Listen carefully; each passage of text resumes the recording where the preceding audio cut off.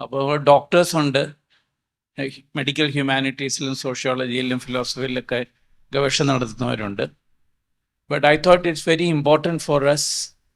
നമ്മൾ എങ്ങനെയാണ് ഒരു പേഷ്യൻറ്റിൻ്റെ അനുഭവങ്ങളോട് ഡോക്ടർമാർ റെസ്പോണ്ട് ചെയ്യുന്നുണ്ട്, നമ്മളൊക്കെ പലരും വായിക്കുന്നതേ ഉള്ളൂ അതിനെപ്പറ്റി. അപ്പോൾ ഒരു രോഗത്തെ പറ്റിയുള്ള അനുഭവം ഈ ഡിസ്കഷൻ്റെ വലിയ ഭാഗമാണെന്ന് നമുക്ക് തോന്നി. എങ്ങനെയാണ് ഒരാൾ അയാളുടെ രോഗത്തോട് റിലേറ്റ് ചെയ്യുന്നതും അതിനെപ്പറ്റി സംസാരിക്കുന്നതും അത് നമ്മളെങ്ങനെയാണ് കേട്ട് അതിൽ നിന്ന് മനസ്സിലാക്കുന്നതെന്നുള്ളത്. അപ്പോൾ അത് എഴുതി പരിചയവും ഇതൊക്കെ ഉള്ളത് കൊണ്ട് ഇറ്റ് ബി വെരി ഹെൽപ്ഫുൾ. സത്യം പറഞ്ഞാൽ എനിക്ക് കുറച്ച് ടെൻഷനായിരുന്നു. ബ്രോഷർ വായിച്ചപ്പോൾ എല്ലാവരുടെയും ഡെസിഗ്നേഷൻ IIT ഡൽഹി യൂണിവേഴ്സിറ്റി, പിന്നെ കാലിഫോർണിയ, അത് കണ്ടപ്പോൾ എനിക്കൊരു ടെൻഷനായിരുന്നു. പിന്നെ ഞാൻ ആശ്വസിച്ചു, ഞാനൊരു പേഷ്യൻ്റ് ആണല്ലോ, നേഴ്സ് അല്ലെങ്കിൽ എൻ്റെ ഒരു തിയററ്റിക്കൽ അങ്ങനത്തെ ഒരു നോളജ് അല്ലല്ലോ, പേഷ്യൻ്റ് ആയിട്ടുള്ള എക്സ്പീരിയൻസ് അല്ലേ പറയേണ്ടത്. അപ്പോൾ പിന്നെ കുഴപ്പമില്ല. എനിക്ക് ആദ്യം തന്നെ ഞാൻ നിങ്ങളുടെ അടുത്ത് പറയട്ടെ, എനിക്ക് നിങ്ങൾക്ക് എന്താണ് ആവശ്യമുള്ളതെന്ന് വെച്ച് കഴിഞ്ഞാൽ എന്ത് വേണമെങ്കിലും ഞാൻ പറയാം, എനിക്ക് പ്രശ്നമില്ല. ഞാൻ അങ്ങനത്തെ ഒരു പേഷ്യൻ്റ് ആണെന്ന് വിചാരിച്ചിട്ട് വളരെ ദുഃഖിച്ചിരിക്കുന്ന ഒരാളല്ല. ഇപ്പോൾ നമ്മുടെ ഒക്കെ ലൈഫ് എപ്പോൾ വേണമെങ്കിലും അവസാനിക്കാം. അതുകൊണ്ട് എനിക്ക് അങ്ങനത്തെ ഒരു ഭയങ്കര ഒരു ടെൻഷനൊന്നും ഇല്ല എൻ്റെ ജീവിതത്തിനെ കുറിച്ച്. ഞാൻ മരിച്ചാലും എൻ്റെ കൂടെയുള്ളവരൊക്കെ ജീവിച്ചോളും, അവരെങ്ങനെയെങ്കിലൊക്കെ ജീവിക്കും, അവരൊക്കെ നന്നായിട്ട് ഇരിക്കണം തന്നെയാണ് ആഗ്രഹം. നമ്മളുള്ളപ്പോൾ നമ്മുടെ മാക്സിമം അവർക്ക് ചെയ്തു കൊടുക്കുക, നമ്മൾ ലിവ് ഇൻ ദ പ്രസന്റ്. അതാണ് ഞാനിപ്പോൾ ചിന്തിക്കുന്നത്. അവർക്ക് ഏറ്റവും നന്നായിട്ട് നമുക്ക് ചെയ്യാൻ പറ്റാവുന്ന കാര്യങ്ങളെല്ലാം ചെയ്തു കൊടുക്കുക. പിന്നെ നമ്മൾ മരിക്കുമ്പോൾ മരിക്കട്ടെ, നമ്മൾ മരിച്ച് കുറച്ച് നാളൊക്കെ അവർ വിഷമിക്കും, അത് കഴിഞ്ഞ് എല്ലാവരും ബാക്ക് ടു നോർമൽ ആവുമെന്ന് ഞാൻ പ്രതീക്ഷിക്കുന്നു. അങ്ങനെ ആയിരിക്കട്ടെ, അതന്നെയാണ് നല്ലത്. അല്ലാതെ എന്നെക്കുറിച്ച് ആലോചിച്ച് ആരും വിഷമിച്ച് ഒരുപാട് അവരുടെ ജീവിതം കളയേണ്ട കാര്യമൊന്നുമില്ല. ചിലപ്പോൾ എൻ്റെ അമ്മ കുറച്ച് നാൾ വിഷമിക്കും, അതും ഒരു വർഷം ഒക്കെ കഴിയുമ്പോൾ അവരും നോർമലാവുമെന്ന് ഞാൻ വിചാരിക്കുന്നു. പിന്നെ എനിക്ക് പറയാനുള്ളത്, ഞാനൊരു 14-15 വയസ്സ് തൊട്ട് ഞാനൊരു പേഷ്യൻ്റാണ്. എനിക്ക് പ്രൈമറി ഓവേറിയൻ ഫെയിലിയർ എന്ന് പറഞ്ഞൊരു കണ്ടീഷനായിരുന്നു. എനിക്ക് പീരീഡ്സ് ആവാൻ ലേറ്റായി. അപ്പോൾ ഞാൻ ഞങ്ങളുടെ വീടിൻ്റെ അടുത്തുള്ള ഒരു ഗൈനക്കോളജിസ്റ്റിനെ കണ്ടു. അമ്മ എന്നെ കൊണ്ടുപോയി കാണിച്ചു. നോർമൽ, ഞാൻ ഫീമെയിൽ തന്നെയാണ്, പക്ഷെ നമ്മൾക്ക് നമ്മുടെ ഓവറീസ് വളരെ ചെറുതാണ്. അപ്പം അതുകൊണ്ട് നമുക്ക് നോർമൽ ആയിട്ടുള്ളൊരു ഹോർമോൺ പ്രൊഡക്ഷൻ ഉണ്ടാവില്ല. അപ്പം അതുകൊണ്ട് നമുക്ക് ആ നോർമൽ ആയിട്ടുള്ള മെൻസ്ട്രേഷൻ അങ്ങനത്തെ കാര്യങ്ങളൊക്കെ ഡിലേ വരും. അതാണ്. അപ്പോൾ അമ്മമാർക്ക് എപ്പോഴും അങ്ങനത്തെ കാര്യങ്ങളൊക്കെ കുറച്ച് ടെൻഷൻ കൂടുതലായിരിക്കും. അപ്പം അമ്മ എന്നെ ഡോക്ടറെ കൊണ്ടുപോയി കാണിച്ചപ്പോൾ അവിടുത്തെ ഗൈനക്കോളജിസ്റ്റ് തൃശ്ശൂർ എന്നെയുള്ളൊരു എൻഡോക്രൈനോളജിസ്റ്റിനെ റെഫർ ചെയ്തു.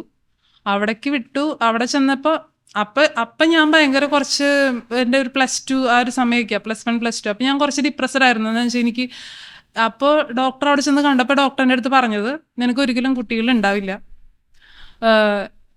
നീ ഒരു 45 വയസ്സ് വരെ നീ മെഡിസിൻ കഴിക്കണം. ഞാനൊരു 15 വയസ്സുള്ളൊരു കുട്ടിയാണെന്ന് പക്ഷെ പറഞ്ഞു നന്നായി, ഓക്കെ. പക്ഷെ പക്ഷെ എന്നാലും ഞാനതിൽ ഭയങ്കര ഡിപ്രസ്ഡായിട്ട് അങ്ങനെ ഇരുന്നില്ല. ഞാൻ ഓക്കെ, എൻ്റെ വിധി അതാണ്, ഞാനത് ആക്സെപ്റ്റ് ചെയ്യുന്നു എന്നുള്ള രീതിയിലായിരുന്നു.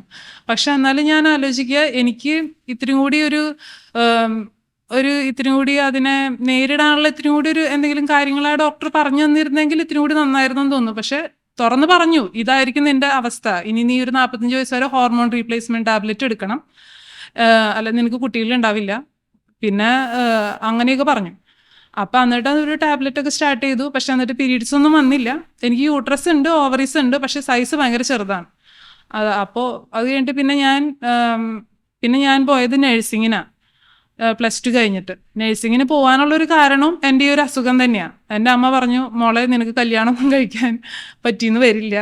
അല്ല, ഇപ്പോഴാണ് ചെറിയൊരു ചേഞ്ച് വന്നത്. ഇപ്പം എൻ്റെ കല്യാണം കഴിഞ്ഞിട്ട് 12 വർഷമായി. 12 വർഷം മുമ്പ് ഒരു 24-25 വയസ്സിന് മുമ്പെങ്കിലും പഠിച്ചു കഴിഞ്ഞാൽ അപ്പം തന്നെ കല്യാണം കഴിക്കണം, അങ്ങനെയുള്ള രീതിയായിരുന്നു. അപ്പം അതുകൊണ്ട് അങ്ങനെ പറഞ്ഞു അമ്മ. എനിക്കാണെങ്കിൽ ടീച്ചറാവണമെന്നായിരുന്നു ആഗ്രഹം. പക്ഷെ അമ്മ പറഞ്ഞു, അമ്മ അതിന് കുറേ പൈസയൊക്കെ കൊടുക്കേണ്ടി വരും, നമ്മൾ അങ്ങോട്ട് പൈസ കൊടുത്ത് ജോലി വാങ്ങിക്കാം, നേഴ്സായി കഴിഞ്ഞാൽ അതൊന്നും വേണ്ട, പെട്ടെന്ന് നിനക്ക് പഠിച്ചാൽ എവിടെ ചെന്നാലും ജോലി കിട്ടും, നിനക്ക് ഇൻഡിപെൻഡൻ്റ് ആയിട്ട് ജീവിക്കാൻ പറ്റും എന്നൊക്കെ പറഞ്ഞു. അപ്പം പിന്നെ അങ്ങനെ ആവട്ടെ എന്ന് വിചാരിച്ചു. എനിക്ക് അത്ര വലിയ ഇഷ്ടമുള്ള ഒരു പ്രൊഫഷനല്ല. എന്ന് വെച്ചാൽ ഞാൻ അത്ര ഭയങ്കര ബോൾഡായിട്ടുള്ള ഒരാളൊന്നുമല്ല. കാര്യം എനിക്ക് ആൾക്കാരെ സെർവ് ചെയ്യാൻ ഇഷ്ടമാണെങ്കിലും പെട്ടെന്ന് ഒരു എമർജൻസി അങ്ങനത്തേക്ക് വരുമ്പോൾ ഞാൻ കുറച്ച് പാനിക്കാവും. അപ്പം അതുകൊണ്ട് ഞാൻ വിചാരിച്ചു വേണോ എന്നൊക്കെ ആലോചിച്ചെങ്കിലും പിന്നെ ഞാനത് ഓക്കെയാണ്. ഇപ്പോൾ ആ പ്രൊഫഷനിൽ ഞാൻ ഓക്കെയാണ്. പക്ഷെ അതിൽ ഫസ്റ്റ് തന്നെ അപ്പോഴേ എൻ്റെ രോഗത്തിൻ്റെ ലക്ഷണങ്ങൾ ഉണ്ട്. എന്താണെന്ന് വെച്ചാൽ ഇതൊരു സിൻഡ്രോമാണ് എൻ്റെ അസുഖം എന്ന് പറയണത്. അതിൽ 2-3 കാറ്റഗറി, അതിലത്തെ ഒന്ന് മാത്രമാണ് ഈ പ്രൈമറി ഒവേറിയൻ ഫെയിലിയർ. അത് ഞാൻ പിന്നീടാണ് മനസ്സിലാക്കിയത്. പക്ഷെ എനിക്കാണെങ്കിൽ ഒരു 10ാം ക്ലാസ് തൊട്ടാണെങ്കിൽ എനിക്കൊരു ക്ഷീണം ഉണ്ടായിരുന്നു എപ്പോഴും. ഞാൻ 10ാം ക്ലാസ് വരെ ഭയങ്കര ആക്റ്റീവായിരുന്നു. ഉച്ചയ്ക്കൊന്നും ഉറങ്ങില്ല, എപ്പോഴും ഞാൻ എന്തെങ്കിലുമൊക്കെ ചെയ്തുകൊണ്ടിരിക്കുക അങ്ങനെയാണ്. പക്ഷെ ഒരു 10ാം ക്ലാസ് കഴിഞ്ഞതിന് ശേഷം ഞാൻ ഉച്ചയ്ക്കൊക്കെ ഉറങ്ങും. എനിക്കാണെങ്കിൽ പകലാണെങ്കിൽ ഉറക്കം വരുന്നു. അങ്ങനെ ഞാൻ വിചാരിച്ചു എൻ്റെ മടി കൊണ്ടായിരിക്കും, അങ്ങനെയൊക്കെ വിചാരിച്ചു. പിന്നെ ഒരു 17 വയസ്സിൽ ഈ നഴ്സിങ്ങിൻ്റെ ഇതിന് പോയപ്പോൾ എനിക്ക് ഒരു യൂറിൻ റുട്ടീൻ, അവിടുത്തെ മെഡിക്കൽ ചെക്കപ്പിൻ്റെ ഭാഗമായിട്ട് ഒരു യൂറിൻ റുട്ടീൻ ചെയ്തപ്പോൾ ആൽബുമിൻ 3+ ഉണ്ടായിരുന്നു. പ്രോട്ടീനൂറിയ ഉണ്ട് എനിക്ക്. അപ്പം ഞാൻ അവിടുത്തെ മെഡിക്കൽ ചെക്കപ്പിൻ്റെ റിസൾട്ട് കൊണ്ട് അവിടുത്തെ ഡോക്ടറെ കാണിച്ചു. അവർ 3+ കണ്ടപ്പോൾ.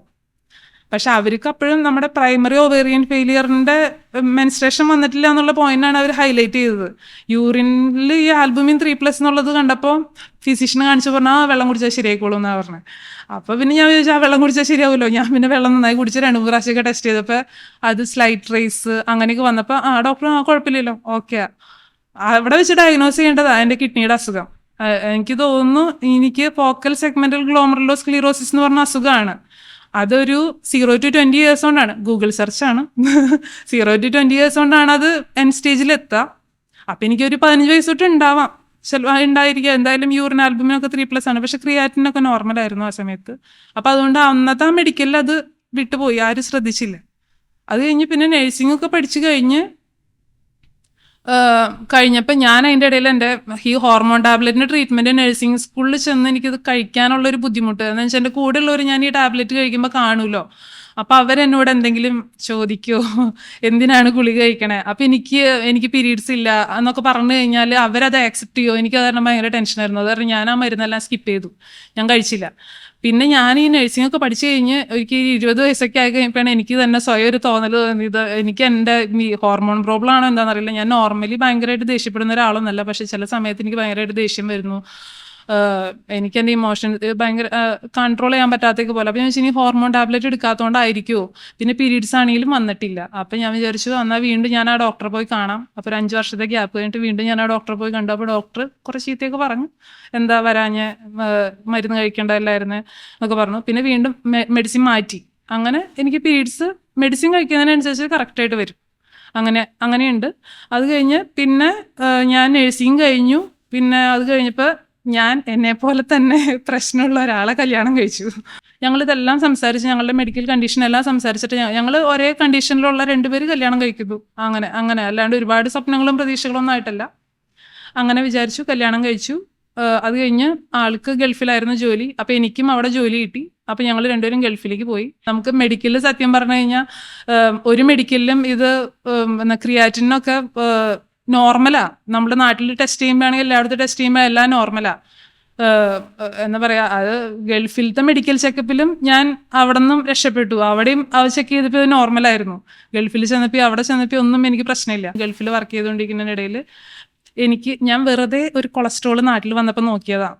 ടോട്ടൽ കൊളസ്ട്രോൾ നോക്കി, ഹസ്ബൻഡിൻ്റെ നോക്കി. ഞാൻ വിചാരിക്കുന്നത് എൻ്റെ കൊളസ്ട്രോൾ നോർമലായിരിക്കും, എനിക്ക് അങ്ങനെ കൂടേണ്ട ഒരു കാര്യമില്ല, ഞാൻ അങ്ങനെ ഭക്ഷണം കഴിക്കുന്ന ആളല്ല. ഹസ്ബൻഡാണ് പിന്നെയും കഴിക്കുന്ന ആൾ, അപ്പോൾ ആളുടെ ആയിരിക്കും കൂടുതൽ. റിസൾട്ട് വന്നിട്ട് എൻ്റെ 300 എബോവാ.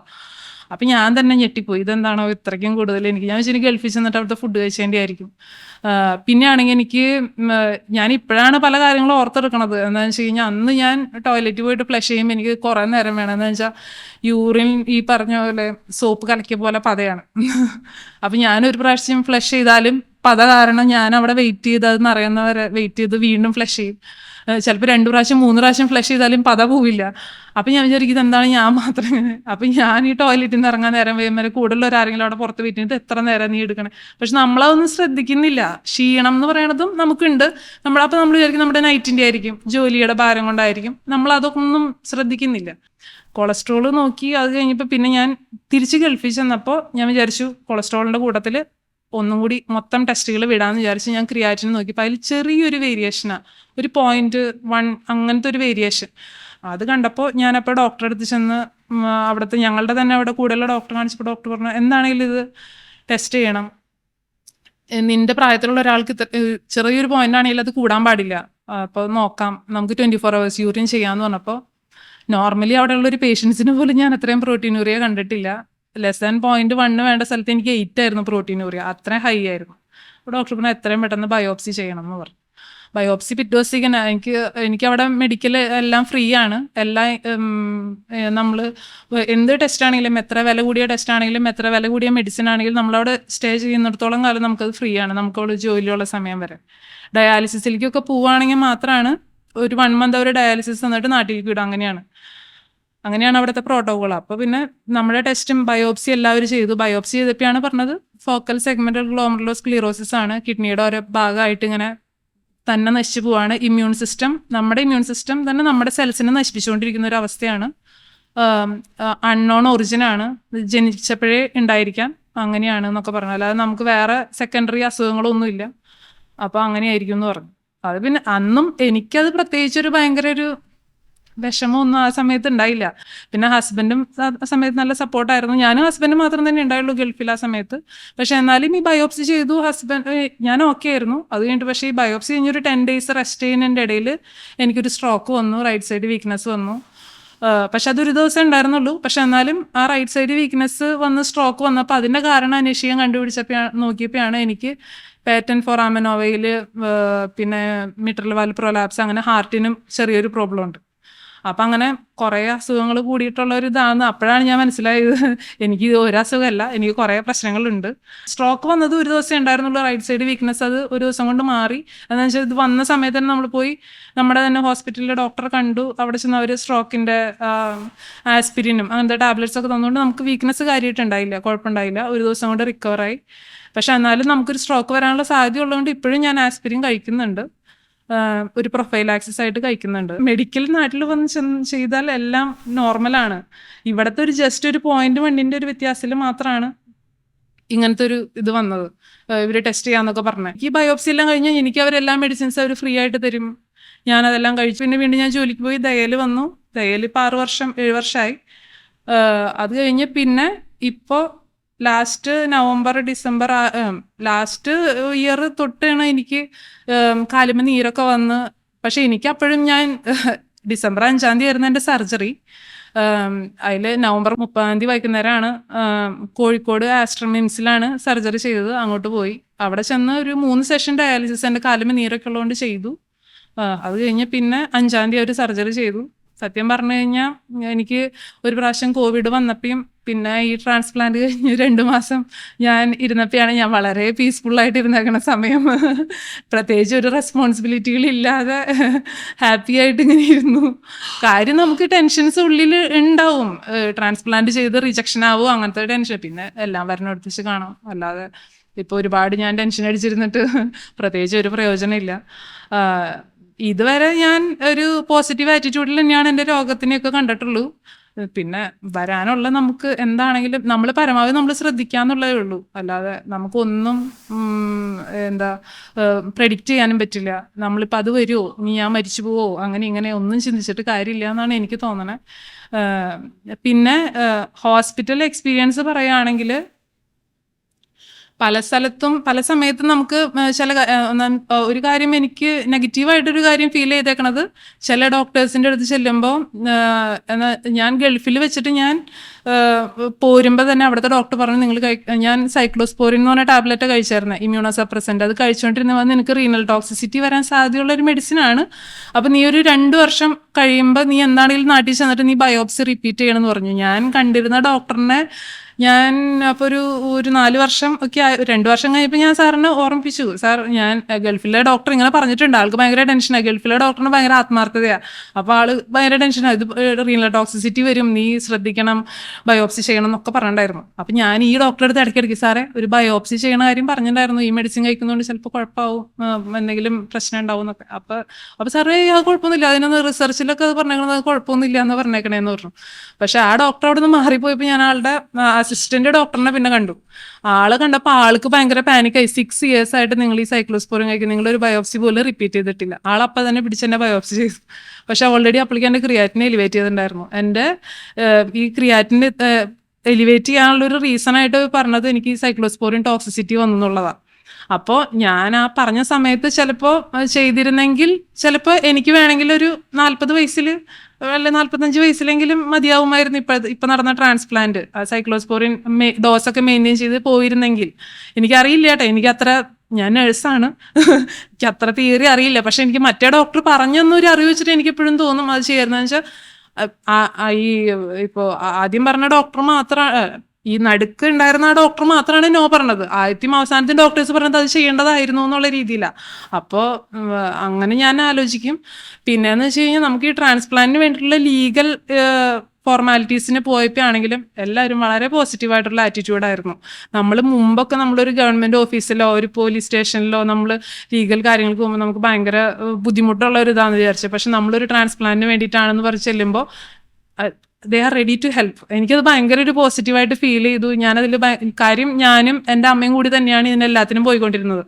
അപ്പോൾ അപ്പൊക്കെ അവർ ഭയങ്കര സപ്പോർട്ടായിട്ട് നമുക്ക് പെട്ടെന്ന് കാര്യങ്ങൾ ചെയ്തു തരാനും എല്ലാം. നമ്മുടെ ഗവൺമെൻറ് സിസ്റ്റത്തിന് കുറ്റം പറയല്ല മീൻസ് പണ്ട് നമുക്ക് കുറേ കുറ്റങ്ങളൊക്കെ തോന്നിയെങ്കിലും എനിക്കിപ്പോൾ തോന്നുന്നു ദേ ആർ ബെറ്റർ. നമ്മളിപ്പോൾ ഒരു കാര്യം പറഞ്ഞ് ചെല്ലുമ്പോൾ അത് ന്യായമാണെങ്കിൽ അത് നമുക്ക് ഇത്രയും പെട്ടെന്ന് ചെയ്തു തരണം എന്ന് അവർക്ക് ആഗ്രഹമുണ്ട്, അവർ ചെയ്തു തരുകയും ചെയ്യുന്നുണ്ട്. അപ്പോൾ അങ്ങനെയൊക്കെ എനിക്ക് കുറെ ഹോസ്പിറ്റലിൽ ചെന്നപ്പോൾ ആണെങ്കിലും അവിടെ എല്ലാം വെൽ പ്ലാൻഡ് ആയിരുന്നു. ഒരുവിധം എല്ലാ കാര്യങ്ങളും നമ്മൾ ICUവിലത്തെ കെയർ ആണെങ്കിലും എല്ലാം ഞാൻ ഓക്കെ ആയിരുന്നു, ഞാൻ സാറ്റിസ്ഫൈ. പിന്നെ ഹോസ്പിറ്റലിൽ നമ്മൾ തന്നെ ചൂസ് ചെയ്തതാണ്, നമ്മൾ പൈസ കൊടുക്കുന്നുണ്ട്. പക്ഷെ കമ്പാരിറ്റീവ്ലി നമുക്കൊരു ലോ കോസ്റ്റിൽ നമ്മൾ ഉദ്ദേശിച്ച ബഡ്ജറ്റിൽ ചെയ്യാൻ പറ്റി. ഇൻഫെക്ഷൻസ് ഒന്നും ഉണ്ടായിരുന്നില്ല. 10 days ഹോസ്പിറ്റൽ സ്റ്റേ കഴിഞ്ഞ് ഞാൻ നടന്ന് എൻ്റെ വീട്ടിലേക്ക് പോയി. അല്ല, ആശുപത്രിയുടെ അടുത്ത് തന്നെ വീട് എടുത്തായിരുന്നേ. കോഴിക്കോടാണ്, ഞങ്ങളുടെ വീട് തൃശ്ശൂരാ. അപ്പോൾ കുഴപ്പമുണ്ടായിരുന്നില്ല. എനിക്കങ്ങനെ ഒരു രോഗത്തിൻ്റെ അനുഭവം എന്ന് പറയാൻ, ദുഃഖിക്കുന്നവർക്ക് ദുഃഖിക്കാം, ഇതേപോലെ ഇരിക്കണമെങ്കിൽ ഇരിക്കാം. 4 മാസം കഴിഞ്ഞപ്പോൾ ഞാൻ തിരിച്ച് ജോലിക്ക് കയറി. ഞാനിപ്പോൾ നഴ്സിംഗ് ക്വാളിറ്റിയിലാണ് വർക്ക് ചെയ്യണേ. മുമ്പ് ഞാൻ കാർഡിയാക് ICUവിലായിരുന്നു. അതിനു മുമ്പ് ന്യൂറോ ICU, ന്യൂറോ വാർഡൊക്കെ ആയിരുന്നു. പിന്നെ ICU ഒക്കെ ആവുമ്പോൾ നമുക്ക് നൈറ്റ് ഷിഫ്റ്റ് ഒക്കെ വരും, നമുക്ക് ഹെവി പേഷ്യൻസ് ആയിരിക്കും. അപ്പം അങ്ങനെ കുറേ ബുദ്ധിമുട്ടുകളുണ്ട് പ്രാക്ടിക്കലി. അപ്പം അങ്ങനെയായിട്ട് ഞാൻ തന്നെ ഇനിഷ്യേറ്റീവ് എടുത്ത് അതിൻ്റെ കോഴ്സ് എന്നെ കൊണ്ട് ചെയ്യാൻ പറ്റാവുന്ന കോഴ്സുകളൊക്കെ ചെയ്ത് ഞാൻ തന്നെ ഇതിനെ ഒന്ന് ഡീവിയേറ്റ് ചെയ്തതാണ്. ഒരു ജനറൽ ഡ്യൂട്ടി, നൈറ്റിൽ നമുക്ക് കുറച്ച് നേരം ഉറങ്ങാൻ പറ്റണം എന്നൊക്കെ വിചാരിച്ചിട്ട് ഞാൻ മാറിയതാണ്. പക്ഷെ എന്താണെങ്കിലും ഞാൻ സാറ്റിസ്ഫൈഡ് ആണ്. As A patient, as A human, എല്ലാം കൊണ്ട് ഞാൻ ഓക്കെയാണ്. നിങ്ങൾക്ക് ഇനി എന്തെങ്കിലും ചോദിക്കണമെങ്കിൽ ചോദിക്കാം. ഇപ്പോൾ December 5 സർജറി കഴിഞ്ഞ് ഇപ്പോൾ 8 മാസം ആയി. ഇതുവരെ ദൈവാനുഗ്രഹത്താൽ അസുഖങ്ങളൊന്നുമില്ല. ചിലപ്പോൾ ഞാൻ നേഴ്സായതുകൊണ്ട് ഇൻഫെക്ഷൻ കൺട്രോൾ പ്രാക്ടീസസ് ഒക്കെ മെയിൻറ്റെയിൻ ചെയ്യുന്നതുകൊണ്ടായിരിക്കും. എനിക്കറിയാം മാസ്ക് മാറ്റാൻ എനിക്ക് ടെൻഷനാണ്. എന്നാലും പിന്നെ മൈക്കിൽ പറയുമ്പോൾ ക്ലിയർ ആവില്ല, അതുകൊണ്ട് മാറ്റിയതാണ്. അപ്പോൾ നിങ്ങൾക്ക് എന്തെങ്കിലും ചോദിക്കാനാണെങ്കിൽ ചോദിക്കാം, എനിക്ക് പറയാനൊരു ബുദ്ധിമുട്ടും ഇല്ല. മിസ്റ്റർ താങ്ക് യു, വളരെ ക്ലിയർ ആയിട്ട് പറഞ്ഞ് തന്നതിന്. ഞാനിപ്പം ആലോചിക്കുന്നത്, അപ്പോൾ ഇപ്പോൾ എത്ര കൂടെ ഡോക്ടറെ കാണാൻ പോകുന്നുണ്ട്? ഞാൻ ആദ്യമൊക്കെ അതായത് ഒരു 2 ആഴ്ച കൂടുമ്പോൾ കാണുന്നത് വരെ നമ്മൾ ഹോസ്പിറ്റലിൻ്റെ അടുത്ത് വീടെടുത്ത് താമസിക്കും. ഒരു 2 മാസം വരെ 2 മാസം വരെ വീക്കിലി വൺസ് കാണണമായിരുന്നു. അത് കഴിഞ്ഞ് പിന്നെ 2 weeks ആകുമ്പോൾ നമ്മൾക്ക് വേണമെങ്കിൽ വീട്ടിൽ പോവാം. അപ്പോൾ 2 ആഴ്ച കൂടുമ്പോൾ വന്ന് ഡോക്ടറെ കാണാം, അങ്ങനെയായിരുന്നു. പിന്നെ ഇതിൻ്റെ ഇടയിൽ എനിക്ക് എൻ്റെ ക്രിയാറ്റിന് ഒരു 1.4 1.5 റേഞ്ചിലാണ് നിന്നിരുന്നത് ട്രാൻസ്പ്ലാന്റിന് ശേഷം. ട്രാൻസ്പ്ലാന്റിന് മുമ്പ് 9-10 ആ റേഞ്ച് ആയിരുന്നു കേട്ടോ. അത് കഴിഞ്ഞ് ട്രാൻസ്പ്ലാന്റ് കഴിഞ്ഞപ്പോൾ 1.34 നിന്നു. അത് കഴിഞ്ഞിട്ട് പിന്നെ ക്രിയാറ്റിനിൻ റൈസ് വന്നിട്ടുണ്ടായിരുന്നു, ഒരു 2.2 വരെ വന്നു. അപ്പോൾ വീണ്ടും റീനൽ ബയോപ്സി റിപ്പീറ്റ് ചെയ്തു. അതിൽ വീണ്ടും എനിക്ക് ടാക്രോലിമിസ് ടോക്സിസിറ്റി ആയിരുന്നു. അപ്പോൾ അതുകൊണ്ട് വീണ്ടും ഞാൻ 2 ആഴ്ച കൂടുമ്പോൾ കുറച്ച് നാൾ വീണ്ടും ആ ക്രിയാറ്റിനിൻ ഒന്ന് നോർമൽ ആവുന്ന വരെ. ഇപ്പോൾ 1.7 ലാണ് നിൽക്കണേ. അന്ന് 1.5 വീണ്ടും തിരിച്ചതുവരെ എത്തിയിട്ടില്ല. അപ്പോൾ ഇപ്പം ഞാൻ കഴിഞ്ഞ പ്രാവശ്യം കണ്ടപ്പോൾ തൊട്ട് 1.5 month അങ്ങനെയാണ്. ഇനിയിപ്പോൾ ചിലപ്പോൾ അതിൻ്റെ നമ്മൾ ഇനി ഇപ്പോൾ 1 വർഷമൊക്കെ ആകുമ്പോൾ അങ്ങനെ മാറിയിരിക്കും. എനിക്ക് അറിയില്ല എങ്ങനെ കറക്റ്റ് എന്നുള്ളത്. ഈ ഇൻവെസ്റ്റിഗേഷൻ ചെയ്യുന്നത് ഹോസ്പിറ്റലിലാണോ അതോ അടുത്തുള്ള ലാബിൽ ചെയ്തിട്ട്? 2 ആഴ്ച കൂടുമ്പോൾ ഞാൻ ക്രിയാറ്റിനിൻ നോക്കും. അത് ഞാൻ വീടിന്റെ അടുത്ത് തന്നെയുള്ള ജീവ എന്ന് പറഞ്ഞിട്ടുള്ള ലാബ് അത്യാവശ്യം കുഴപ്പമില്ലാത്തൊരു ലാബാണ്. അപ്പോൾ സാറ് പറഞ്ഞു അത്യാവശ്യം ഓക്കെ ആയിട്ടുള്ള ഒരു ലാബിൽ ടെസ്റ്റ് ചെയ്തിട്ട് റിസൾട്ട് പറഞ്ഞു കൊടുക്കാൻ പറയും. പിന്നെ നമ്മൾ ഇപ്പം ഞാനിനി അവിടെ ചെല്ലുമ്പോൾ എനിക്ക് ടാക്രോലിമസിൻ്റെ ലെവൽ നോക്കണം, ക്രിയാറ്റിനും നോക്കണം. നമ്മളിനിപ്പോൾ അവിടെ ചെന്ന് ഡോക്ടറെ കാണുന്ന സമയത്ത് നമ്മൾ അവിടെ തന്നെ ഇൻവെസ്റ്റിഗേഷൻ ചെയ്യണത്. അവിടെ എന്താ വെച്ചാൽ അവിടുത്തെ റിപ്പോർട്ട്സ് ഇത്തിരി കൂടി ആക്യുറേറ്റ് ആണെന്ന് ഞാനും വിശ്വസിക്കുന്നു. എന്താണെന്ന് വെച്ചാൽ നമ്മളിപ്പോൾ കുറേ നാളുകളായിട്ട് ചെയ്യുന്നതുകൊണ്ട് മിക്കപ്പോഴും അവിടെ ചെല്ലുമ്പോൾ റിസൾട്ട് കുറച്ച് കുറവായിരിക്കും. അപ്പം എനിക്ക് ഇത്തിരി ആശ്വാസം, അതുകൊണ്ട് എനിക്ക് അവിടെ ചെയ്യാൻ ഇഷ്ടമാണ്. നമ്മൾ ഇവിടുത്തെ ലാബിൽ ചെയ്യുമ്പോൾ എപ്പോഴും കുറച്ച് കൂടി നിൽക്കും, അവിടെ ചെയ്യുമ്പോൾ ഒരു 0.1 കുറഞ്ഞു നിൽക്കും. അപ്പം നമുക്ക് അവിടെ ചെല്ലുമ്പോൾ ഓക്കെ ഇവിടെ തന്നെ സ്ഥിരം ചെയ്യാമെന്ന് വിചാരിക്കും. മെഡിസിൻസ് എനിക്കിപ്പം ടാക്രോളിമസ് പറഞ്ഞു, എത്ര മെഡിസിൻസ് ഞാനിപ്പം ക്ലിനിക്കൽ സൈഡ് ആക്ച്വലി ഇതിപ്പം ഈ ട്രാൻസ്പ്ലാന്റിന് മുമ്പ് മെഡിസിൻസിന്റെ എണ്ണം വളരെ കൂടുതലായിരുന്നു. അതെന്ന് വെച്ചാൽ ഫോസ്ഫറസിന്റെ ടാബ്ലറ്റ്, പിന്നെ കുറേ ഉണ്ട്, വൈറ്റമിൻ, പിന്നെ എറിത്രോപോയിറ്റിന് ഇഞ്ചക്ഷൻ എടുക്കണം. ഞാൻ തന്നെ എടുക്കാറ്, അല്ലെങ്കിൽ ഞാൻ എൻ്റെ എല്ലാ ദിവസവും ആശുപത്രിയിലേക്ക് അപ്പോൾ ഫ്രണ്ട്സിനെ ആരെങ്കിലും കൊണ്ട് ഇടിപ്പിക്കും, അല്ലെങ്കിൽ ഞാൻ തന്നെ എടുക്കും. അങ്ങനെ മെഡിസിൻസിൻ്റെ എണ്ണം വളരെ കൂടുതലായിരുന്നു. ഇപ്പോൾ ഉള്ളൊരു അനുഗ്രഹം എന്ന് വെച്ച് കഴിഞ്ഞാൽ മരുന്നിൻ്റെ എണ്ണം കുറവാണ്. ടാക്രോളിമസ്, പിന്നെ സെൽസെപ്റ്റ്, മൈക്രോഫിനലേറ്റ് മോഫെറ്റിൽ അത്, പിന്നെ ഉള്ളത് ഒംനാകോർട്ടിൽ 5 mg. ഈ 3 ഇമ്മ്യൂണോ സപ്രസൻസ്. പിന്നെ ഞാൻ ആസ്പിരിൻ ഓൾറെഡി കഴിക്കുന്നുണ്ട്. പിന്നെ നോവിലോൺ എന്ന് പറഞ്ഞിട്ടുള്ള ഹോർമോൺ റീപ്ലേസ്മെന്റ് അത് കഴിക്കുന്നുണ്ട്. പിന്നെ വേറെ വൈറ്റമിൻ ഡി ഒരു സപ്ലിമെന്റ് മാസത്തിലൊരിക്കൽ. അത് ഞാൻ അങ്ങോട്ട് എൻ്റെ വൈറ്റമിൻ ഡി ഞാൻ തന്നെ നോക്കിയപ്പോൾ കുറവ് കണ്ടുകൊണ്ട് ഞാൻ റിക്വസ്റ്റ് ചെയ്തിട്ട് സ്റ്റാർട്ട് ചെയ്തതാണ്. പിന്നെ അയേണിൻ്റെ ടാബ്ലറ്റ് കഴിക്കുന്നുണ്ട്, റൈസ്റ്റാറ്റ് എന്ന് പറഞ്ഞിട്ട്. അതിപ്പോൾ ഓൾറെഡി എനിക്ക് അയേണിൻ്റെ ലിവോജൻ ടാബ്ലറ്റ് ആയിരുന്നു. അത് പക്ഷെ കഴിച്ചിട്ടും എൻ്റെ HB കൂടുന്നുണ്ടായില്ല, 8.5 അങ്ങനെയായിരുന്നു. ഇപ്പോൾ റൈസ്റ്റാറ്റ് സ്റ്റാർട്ട് ചെയ്തപ്പോൾ ഒരു 9 വന്നിട്ടുണ്ട്. പക്ഷെ എന്നാലും എനിക്ക് സ്റ്റെപ്പ് കയറുമ്പോഴേക്കും ഒരു കാലിന് ബുദ്ധിമുട്ട്, ചെറിയൊരു കിതപ്പ് പോലെയൊക്കെ ഉണ്ട്. പക്ഷെ എന്നാലും കമ്പാരിറ്റീവ്ലി ബെറ്റർ, മുമ്പത്തേക്കാളും അപേക്ഷിച്ച് ഓക്കെയാണ്. എന്നാലും ഞാൻ ഓക്കെയാ. ടാബ്ലറ്റ്സ് എല്ലാം കറക്റ്റ് ടൈമിന് കഴിക്കണമെന്നേ ഉള്ളൂ, എണ്ണം കുറവാണ്. അല്ലെങ്കിൽ എനിക്ക് ഗുളിക കഴിക്കാനും ഇഞ്ചക്ഷൻ എടുക്കാനൊന്നും ഒരു പ്രശ്നമില്ല. ഹോസ്പിറ്റലിൽ ഫുൾ H1N1 പിന്നെ ഡെങ്കി പിന്നെ കൊതുക് കടിച്ചാലേ വരുള്ളൂ എന്ന് വിചാരിക്കാം. പക്ഷെ H1N1 അല്ലാതെ ഫുൾ ഇൻഫെക്ഷൻ ആണ് അവിടുത്തെ പേഷ്യൻസ് ആയിരുന്നു. നല്ലൊരു സീസൺ ആയിരുന്നു H1N1-ന്റെ. അപ്പം എനിക്ക് കുറച്ച് ചെറിയ ടെൻഷനൊക്കെ ഉണ്ടായിരുന്നു, ഇനി വന്നു കഴിഞ്ഞാൽ ഞാൻ എന്താവും എന്നുള്ളത്. പക്ഷെ മാസ്കും പിന്നെ ഹാൻഡ് റബ്ബ് ഒക്കെ സ്ഥിരമായിട്ട് യൂസ് ചെയ്യുന്നതുകൊണ്ടായിരിക്കാം. പിന്നെ എൻ്റെ കൂടെ ജോലി ചെയ്യുന്നവർക്കൊക്കെ എനിക്ക് ഇങ്ങനെ ഒരു ഇതാന്ന് പറഞ്ഞുകൊണ്ട് അവരെല്ലാവരും സഹകരിക്കും. അവർ പറയും എനിക്ക് ജലദോഷം ഉണ്ട്, നീ മറിയുന്നോ. അപ്പൊ പിന്നെ നമ്മളും അവരുടെ അടുത്ത് അധികം കോണ്ടാക്ട് ഇല്ലാതെ ഒതുങ്ങി നിൽക്കും. ഇതുവരെ വന്നില്ല. Thank you for sharing your experience. എനിക്കൊന്ന് you seem to be very happy, but I am tense. ഞങ്ങൾ ഈ കേൾക്കുന്ന ഞങ്ങൾക്ക് ആ ടെൻഷൻ എന്ന് എനിക്ക് തോന്നുന്നു. അപ്പോൾ ഞാനിങ്ങനെ ഈ ഇന്നസെൻറ്റിൻ്റെ കഥയൊക്കെ കേട്ടിട്ടുണ്ട്, ക്യാൻസർ വാർഡിലെ ചിരിയെക്കുറിച്ചൊക്കെ അദ്ദേഹം പറയും. അതുപോലെ മാർ ക്രിസോസ്റ്റം ചിരിച്ച് രോഗത്തെ നേരിട്ട് അങ്ങനെയുള്ള പുസ്തകങ്ങളൊക്കെ ഞാനിങ്ങനെ കേട്ടിട്ടുണ്ട്. 1-2 കാര്യങ്ങളായിരിക്കും. ഒന്ന്, ഞങ്ങളോട് ഈ സോക്കോൾഡ് ഹെൽത്തി ആയിട്ടുള്ള ഞങ്ങളോട് സംസാരിക്കുമ്പോൾ ഹൗ ഡു യു ഫീൽ, അതാണ് ഒന്നാമത്തെ ചോദ്യം. 2, അങ്ങയുടെ ഈ നരേഷനിലുടനീളം ഞാൻ കാണുന്ന ഒരു ഒപ്റ്റിമിസം ഉണ്ട്, ഒരു ഹോപ്പ്, ഒരു പ്ലേഫുൾനെസ് ഉണ്ട്. സാധാരണ നമ്മൾ ഒരു രോഗികളെ സംസാരിക്കുമ്പോൾ നമ്മൾ ഫീൽ ചെയ്യുന്ന ടെൻഷനും ഫിയറും അങ്ങനെ കുറേ നെഗറ്റീവ് ഫീലിങ്സ് ആണ്. അപ്പം അനുവിൻ്റെ ഈ നരേഷനിലുടനീളം ഒരു ഫെയ്ത്ത് എലമെൻറ്റോ അല്ലെങ്കിൽ എന്തോ ഒരു ഒപ്റ്റിമിസം അതിനകത്ത്, ഈ സിഖ് റിലിജനിലെ ഇറ്റേണൽ ഒപ്റ്റിമിസം ഉണ്ടെന്നാണ് പറയുന്നത്. There is A eternal optimism, എന്ത് വന്നാലും അങ്ങനെ ആ സിഖ് റിലിജൻ. ഇപ്പം എൻ്റെ ഒരു അന്വേഷണം അല്ലെങ്കിൽ കൂടുതൽ റിഫ്ലക്റ്റ് ചെയ്യാവുന്നൊരു സംഗതി, എന്തുകൊണ്ടാണ് അങ്ങനെ ആ ഒരു ഇതുണ്ട്. ഉദാഹരണത്തിന് ഇപ്പോൾ ഈ നേഴ്സ് ആയതുകൊണ്ടാണ്, ഫോർ എക്സാമ്പിൾ, അതൊരു നല്ല തീരുമാനമായിരുന്നു. ഉദാഹരണത്തിന് ഇങ്ങനെ അസുഖമുള്ള ആൾ നേഴ്സിങ്ങിന് പോവുക. ഉദാഹരണത്തിന് ടീച്ചർ, ഇപ്പം ഞാൻ ടീച്ചറാണ്, ഇത് കേൾക്കുമ്പോഴേ എനിക്ക് പേടിയാണ്. അപ്പോൾ ഒരു ടീച്ചറാകുമ്പോൾ ഉണ്ടാകുന്ന ഒരു ലാക്ക് ഓഫ് നോളജ് ഉണ്ട്. ഈ രോഗത്തെക്കുറിച്ചൊന്നും ഞങ്ങൾക്ക് വലിയ പിടിയില്ല.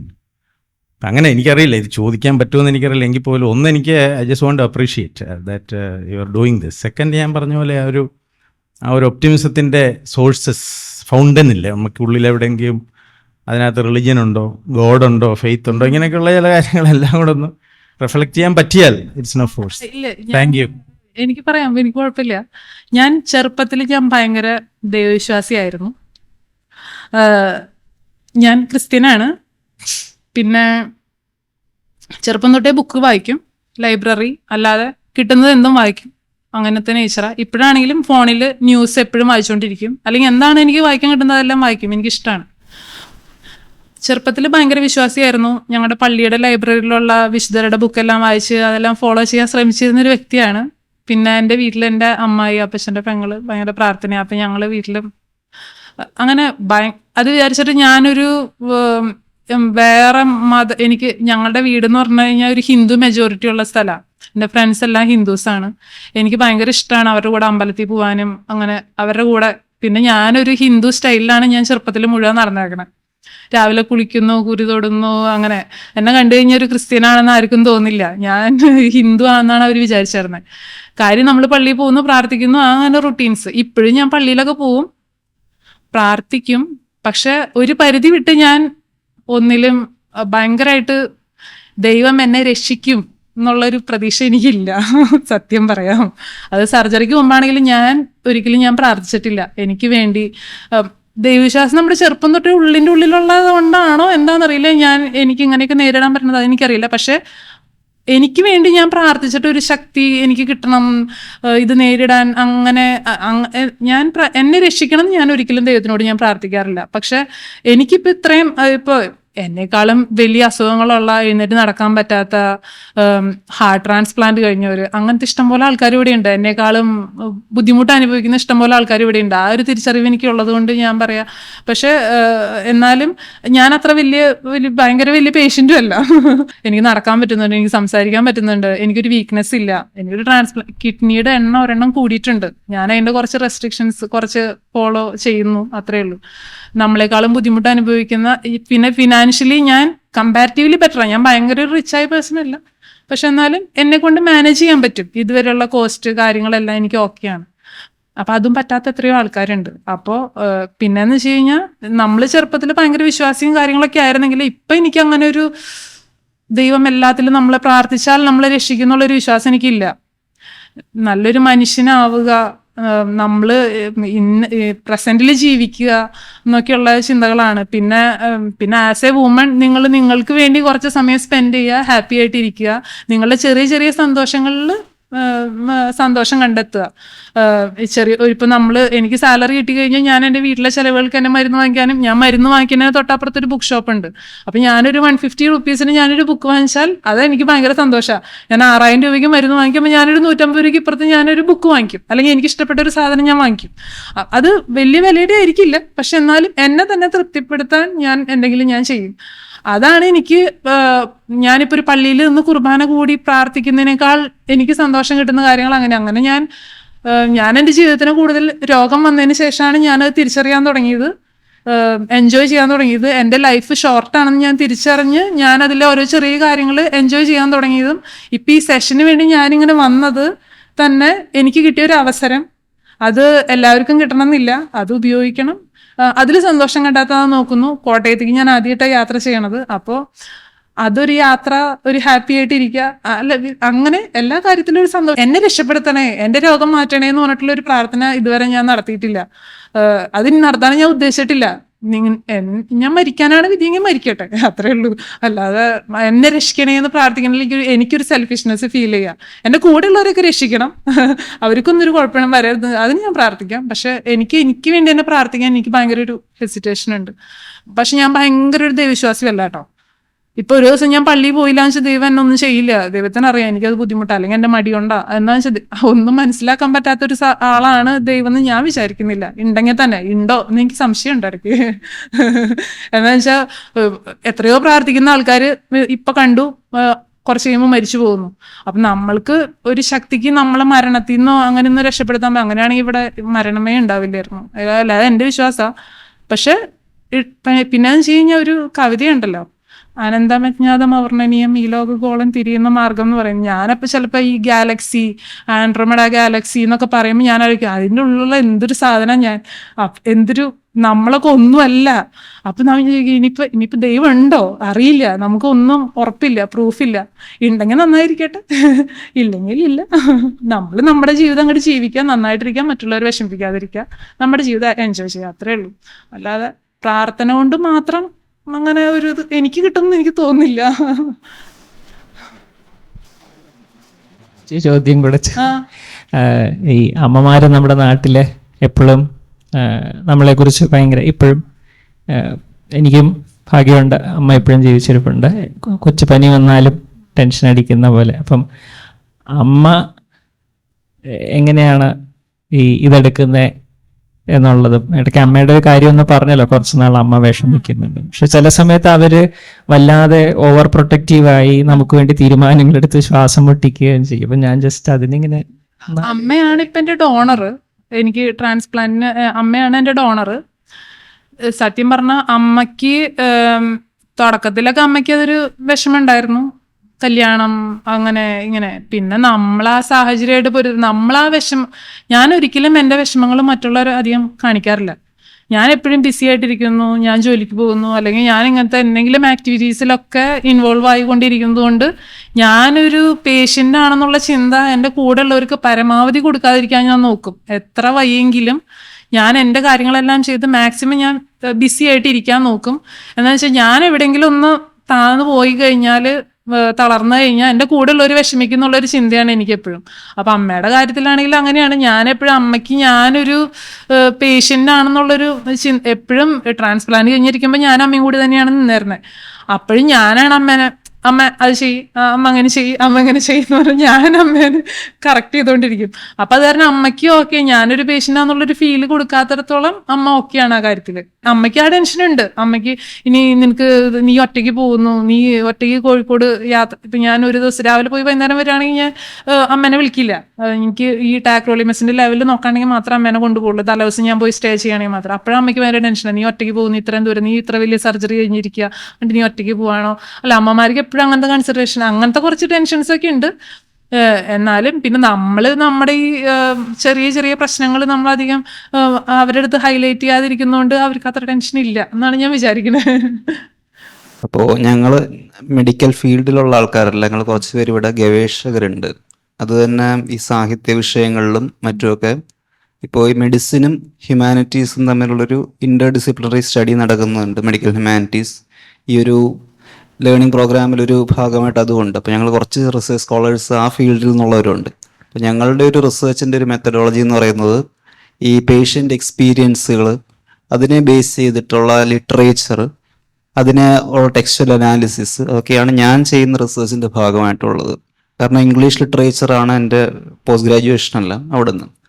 അപ്പോൾ ഇതിൽ ഞങ്ങളിപ്പോൾ പഠിക്കുന്നതെന്ന് വെച്ച് കഴിഞ്ഞാൽ, ഏതെങ്കിലും ഒരു രോഗം വന്ന ആളുകൾ ആത്മകഥകൾ എഴുതുമ്പോൾ ആ ആത്മകഥകളെ നമ്മൾ പഠിക്കുക, അതല്ലെങ്കിൽ ഡോക്ടർമാരുടെ, ഈ ചികിത്സിക്കുന്ന ഡോക്ടർമാരുടെ ആത്മകഥകൾ എഴുതുക, ഇതിനെയൊക്കെ വെച്ചിട്ടാണ്. അപ്പോൾ ഇതിൽ ബേസിക്കലി ഞങ്ങൾ ഈ പറഞ്ഞ പോലെ പേഷ്യൻ്റ് നറേറ്റീവ്സിനകത്ത് എത്ര ശതമാനം അതിലൂടെ അവർക്ക് എത്ര ശതമാനം ഹീലിംഗ് സാധ്യമാവുന്നുണ്ട്, കെയർ, കമ്പാഷൻ തുടങ്ങിയ ക്വാളിറ്റീസൊക്കെ അവർ എത്ര ശതമാനം ആ ഒരു സ്റ്റേജിൽ സംരക്ഷിച്ചിട്ടുണ്ടെന്നോ, അല്ലെങ്കിൽ അവർക്ക് എത്ര ശതമാനം ആശ്വാസമായിട്ടുണ്ടെന്നൊക്കെയുള്ള ഒരു ഓട്ടോബയോഗ്രഫിയിൽ പറയുന്ന പല കേസുകൾ നമുക്ക് പല പെർസ്പെക്റ്റീവ് എടുക്കാൻ കഴിയും. അപ്പോൾ സാറ് പറഞ്ഞ് നമ്മൾ കേട്ടു, മാഡം എഴുതുന്നുണ്ടായിരുന്നു, ഒരു കഥ എഴുതിയിട്ടുണ്ടായിരുന്നു. അപ്പം അത് രോഗാനുഭവങ്ങൾ തന്നെ അതൊരു കഥയായിട്ട് എഴുതിയതാണോ അതോ കൃത്യമായിട്ട്? ഞാനിപ്പോ നിങ്ങളോട് പറഞ്ഞ അതേ കാര്യങ്ങൾ തന്നെയാണ് ഞാൻ അതിൽ എഴുതിയേക്കണത്. ഓക്കെ, അപ്പൊ ഫിക്ഷനായിട്ട് ആഡ് ചെയ്യാം. കറക്റ്റായിട്ട് എന്റെ അനുഭവം എന്താണോ അത് മാത്രമാണ് ഞാൻ അതിൽ എഴുതിയേക്കണത്. ഞാൻ അതിലൊന്നും ആഡ് ചെയ്തിട്ടില്ല. അപ്പൊ ഈ റൈറ്റിംഗിൽ ഒരു ഹീലിംഗ് പ്രോസസ്സ് നടക്കുന്നതായിട്ട് തോന്നിയിട്ടുണ്ട് എപ്പോഴെങ്കിലും? സത്യം പറഞ്ഞാൽ എൻ്റെ റൈറ്റിംഗ് എന്ന് വെച്ച് കഴിഞ്ഞാൽ ഒരു മത്സരത്തിന് വേണ്ടിയിട്ട് ഞാൻ പ്രിപ്പയർ ചെയ്ത് എഴുതുന്നു എന്നുള്ളതാണ്. പ്രിപ്പയർ ചെയ്യാന്ന് മീൻസ് മത്സരത്തിന് ഞാൻ എന്താ പറയുക, ഒരു മത്സരത്തിൻ്റെ ഒരു പരസ്യം കണ്ടു കഴിഞ്ഞാൽ ഞാൻ അതിന് വേണ്ടിയിട്ട് ഇഫേർട്ട് എടുത്തിട്ട് ഞാൻ എഴുതുന്നു. അല്ലാതെ എൻ്റെ സന്തോഷങ്ങൾക്ക് വേണ്ടിയിട്ട് കവിതകൾ എഴുതുന്നോ കഥ എഴുതുന്നോ അങ്ങനത്തെ ഒരു വ്യക്തിയല്ല ഞാൻ. അതായത് ആ മത്സരത്തിൽ പങ്കെടുക്കാനുള്ളൊരു ആഗ്രഹമാണ് എപ്പോഴും എനിക്ക്. പാർട്ടിസിപ്പേറ്റ് ചെയ്യുക, സമ്മാനം കിട്ടുകയോ ഇല്ലയോ എന്ന് എനിക്കറിയില്ല. ഞാൻ എന്ത് മത്സരം കണ്ടാലും ഞാൻ അതിലൊക്കെ എനിക്ക് അവർ തരുന്ന ടോപ്പിക്കിനനുസരിച്ചുള്ളത് ഞാൻ എഴുതി അവർക്ക് കൊടുക്കും. അത് ചിലപ്പോൾ സമ്മാനം കിട്ടും, ചിലപ്പോൾ കിട്ടില്ല, അത് എനിക്ക് വിഷയമല്ല. പക്ഷെ അതിൽ പാർട്ടിസിപ്പേറ്റ് ചെയ്ത് കഴിയുമ്പോൾ എനിക്കൊരു സാറ്റിസ്ഫാക്ഷൻ ഉണ്ട്, ഐ ഡിഡ് സംതിങ്, അത്രേ ഉള്ളൂ. അല്ലാതെ എപ്പോഴും കവിതകൾ കുറിക്കും, ഇടയ്ക്കൊക്കെ വല്ലപ്പോഴൊക്കെ ഇരുന്ന് എഴുതുന്നല്ലാതെ അങ്ങനത്തെ അതിലൊരു ഭയങ്കര സന്തോഷം കണ്ടെത്തുന്ന ഒരാളല്ല ഞാൻ. അല്ല, വായിക്കുമെന്ന് പറഞ്ഞില്ലേ, പുസ്തകങ്ങൾ എത്ര ശതമാനം അത് നമുക്കൊരു ഡിസ്ട്രാക്ഷൻ ആയിട്ടാണോ അതോ അതൊരു തരത്തിലുള്ള നമ്മളെ തന്നെ സ്ഫുടം ചെയ്യലാണോ, എന്താണ് അതുകൊണ്ട്? അത് എനിക്ക് അത് ഓരോ സമയത്ത് ഓരോ കാര്യങ്ങളാ. നമ്മൾ ചെറുപ്പത്തിലൊക്കെ ആണെങ്കിൽ നമുക്ക് കുറെ മാന്ത്രികം പിന്നെ അങ്ങനത്തെ ഇതൊക്കെ ഇഷ്ടമായിരുന്നു. ഇപ്പൊ ഞാനതൊന്നും വായിക്കാറില്ല. ഇപ്പൊ എനിക്ക് ചെറിയ ചെറിയ കഥകൾ ഒക്കെ, അതായത് പ്രത്യേകിച്ചും വുമൺ എംപവർമെന്റ് എന്നുള്ള രീതിയിൽ ഉള്ള കഥകളൊക്കെ ചെറുതായിട്ട് വേണമെങ്കിലും ചെറിയ ഷോർട്ട് സ്റ്റോറീസ് അങ്ങനെ വായിക്കാനാണ് കൂടുതൽ ഇഷ്ടം. അല്ലെങ്കിൽ നോവൽസ് കണ്ടിന്യൂസ് ആയിട്ടിരുന്ന് വായിക്കുക എന്നുള്ളത് എനിക്ക് ചിലപ്പോൾ സമയം കിട്ടില്ല അതിന് കണ്ടിന്യൂഷൻ. എനിക്ക് ചെറിയ ചെറിയ കഥകൾ, പ്രത്യേകിച്ചും ആരെങ്കിലും സ്ത്രീകളായിട്ടുള്ള എഴുത്തുകാർ അല്ലെങ്കിൽ സ്ത്രീ പക്ഷത്തിലുള്ള എഴുത്തുകാരെ എഴുതുന്നതാണ് കൂടുതൽ ഇഷ്ടം ഇപ്പോൾ വായിക്കാൻ, ഇപ്പോഴത്തെ എൻ്റെ ഒരു ഇതനുസരിച്ചിട്ട്.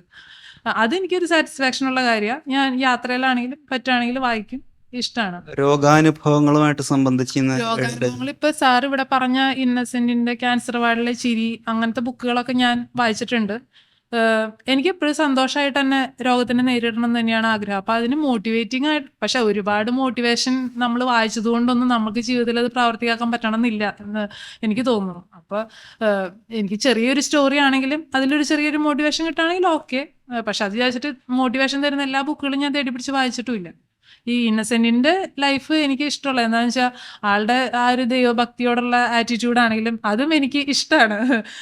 ആളൊരു ക്രിസ്ത്യനാണ്, ആള് പള്ളിയിലൊക്കെ പോകുന്നുണ്ടെന്ന് ഞാൻ വിചാരിക്കുന്നു. പക്ഷെ എന്നാലും ഒരു പരിധി വിട്ട് നമ്മുടെ വിശ്വാസം മറ്റുള്ളവരെ ബാധിക്കരുത്, വേറൊരു മതസ്ഥർക്കും നമ്മുടെ വിശ്വാസം കൊണ്ടൊരു ബുദ്ധിമുട്ട്. എനിക്ക് എല്ലാവരും മനുഷ്യനാണ്. നമ്മളൊരു ഹോസ്പിറ്റലിൽ ചെന്ന് കിടന്നാൽ നമ്മളെ ചികിത്സിക്കുന്ന ഡോക്ടർ, നഴ്സ്, അവർ ഹിന്ദു, ക്രിസ്ത്യൻ, പക്ഷെ അവരൊരു നല്ലൊരു മനുഷ്യനായാൽ മാത്രമേ നമുക്ക് അതുകൊണ്ട് കാര്യമുള്ളൂ. ഈ ജാതി മത ചിന്തകൾ പാടെ മാറ്റണം എന്നാണ് ഞാൻ എപ്പോഴും ആഗ്രഹിക്കുന്നത് ഇപ്പോഴും. പിന്നെ നമുക്കൊരു പേഷ്യൻ്റ് ആവുമ്പോഴാണ് നമ്മൾക്ക് നമ്മുടെ പേഷ്യൻസിനെ കൂടുതൽ മനസ്സിലാക്കാൻ പറ്റുക എന്നുള്ളൊരു കാര്യമുണ്ട്. ഞാൻ ഈ ചെറുപ്പത്തിലെ ഒരു പേഷ്യൻ്റ് ആയതുകൊണ്ട്, ഞാൻ അപ്പോഴും ഈ നഴ്സിംഗ് ജോബ് ചെയ്യുന്നത് കൊണ്ടും എനിക്ക് പേഷ്യൻസിൻ്റെ അടുത്ത് എനിക്ക് നന്നായിട്ട് എനിക്ക് അവരെ റിലേറ്റ് ചെയ്യാൻ പറ്റും. എന്താ വെച്ചാൽ അവരൊരു ചെറിയ ബുദ്ധിമുട്ട് വരുമ്പോൾ അവരെന്താണ് ഫീൽ ചെയ്യണമെന്നുള്ളത് എനിക്ക് കറക്റ്റ് മനസ്സിലാവുന്നുണ്ട്. അതാണ് എനിക്ക് ഇത്തിരി കൂടി ജോബ് സാറ്റിസ്ഫാക്ഷൻ തോന്നാറുണ്ട്. അപ്പോൾ അവർ ചെറിയൊരു കാര്യം പറയുമ്പോൾ അത് ചെയ്തു കൊടുക്കുമ്പോൾ, അതെന്ന് വെച്ച് കഴിഞ്ഞാൽ ആശുപത്രി കിടക്കുമ്പോൾ നമ്മൾക്ക് ഭയങ്കര നെഗറ്റീവ് ഫീലിങ്സ് ആയിരിക്കും എപ്പോഴാണെങ്കിലും. അപ്പോൾ പിന്നെ ചോദിച്ച ചോദ്യം എനിക്ക് എഴുതുന്നതുകൊണ്ട് പ്രത്യേകിച്ച് അങ്ങനത്തെ ഒരു ഇന്നർ ഹാപ്പിനെസ്, മത്സരത്തിന് എഴുതി അയച്ചാൽ കിട്ടുന്ന ഹാപ്പിനെസ് എന്തായാലും ഞാൻ തന്നെ ഇരുന്ന് എഴുതിയിട്ടൊന്നും എനിക്ക് കിട്ടിയിട്ടില്ല. ഒരു ചോദ്യം കൂടെ ഇന്നസെന്റ് ആത്മകഥയെ പറ്റി പറഞ്ഞുകൊണ്ടാണ്. കാരണം ഞാൻ MA കഴിഞ്ഞ് MPhil ചെയ്ത ആളാണ്. അപ്പോൾ MPhilന്റെ ഡിസർട്ടേഷനും ഈ ആത്മകഥയെ കേന്ദ്രീകരിച്ച് തന്നെയാണ്. ഒരു ടെക്സ്റ്റ് അതായിരുന്നു. അതിൽ ഇന്നസെന്റ് പറയുന്നൊരു വാക്യമുണ്ട്: ഒരു രോഗിയെ സംബന്ധിച്ചിടത്തോളം സ്റ്റെതസ്കോപ്പുമായി തങ്ങളിലേക്ക് വരുന്ന ഡോക്ടർ തന്നെയാണ് ഏറ്റവും വലിയ ദൈവം എന്നൊരു എക്സ്ട്രാക്ട് അതിൽ പറയുന്നുണ്ട്. അപ്പോൾ അവിടെ ഡോക്ടർ പ്രയോറിറ്റൈസ് ചെയ്യുന്നൊരു കേസ് ഉണ്ട്. അപ്പോൾ പക്ഷേ മാം തന്നെ കുറച്ച് മുമ്പ് പറഞ്ഞു, ഒരു ഡോക്ടർ ഇൻസിസ്റ്റ് ചെയ്തിരുന്നു ബയോപ്സി ചെയ്തിരിക്കണമെന്ന്. പക്ഷെ മറ്റൊരു ഡോക്ടർ അതിന്റെ ആവശ്യമില്ല എന്ന് പറഞ്ഞ് നമ്മളെ ഒന്ന് ഡീവിയേറ്റ് ചെയ്തു.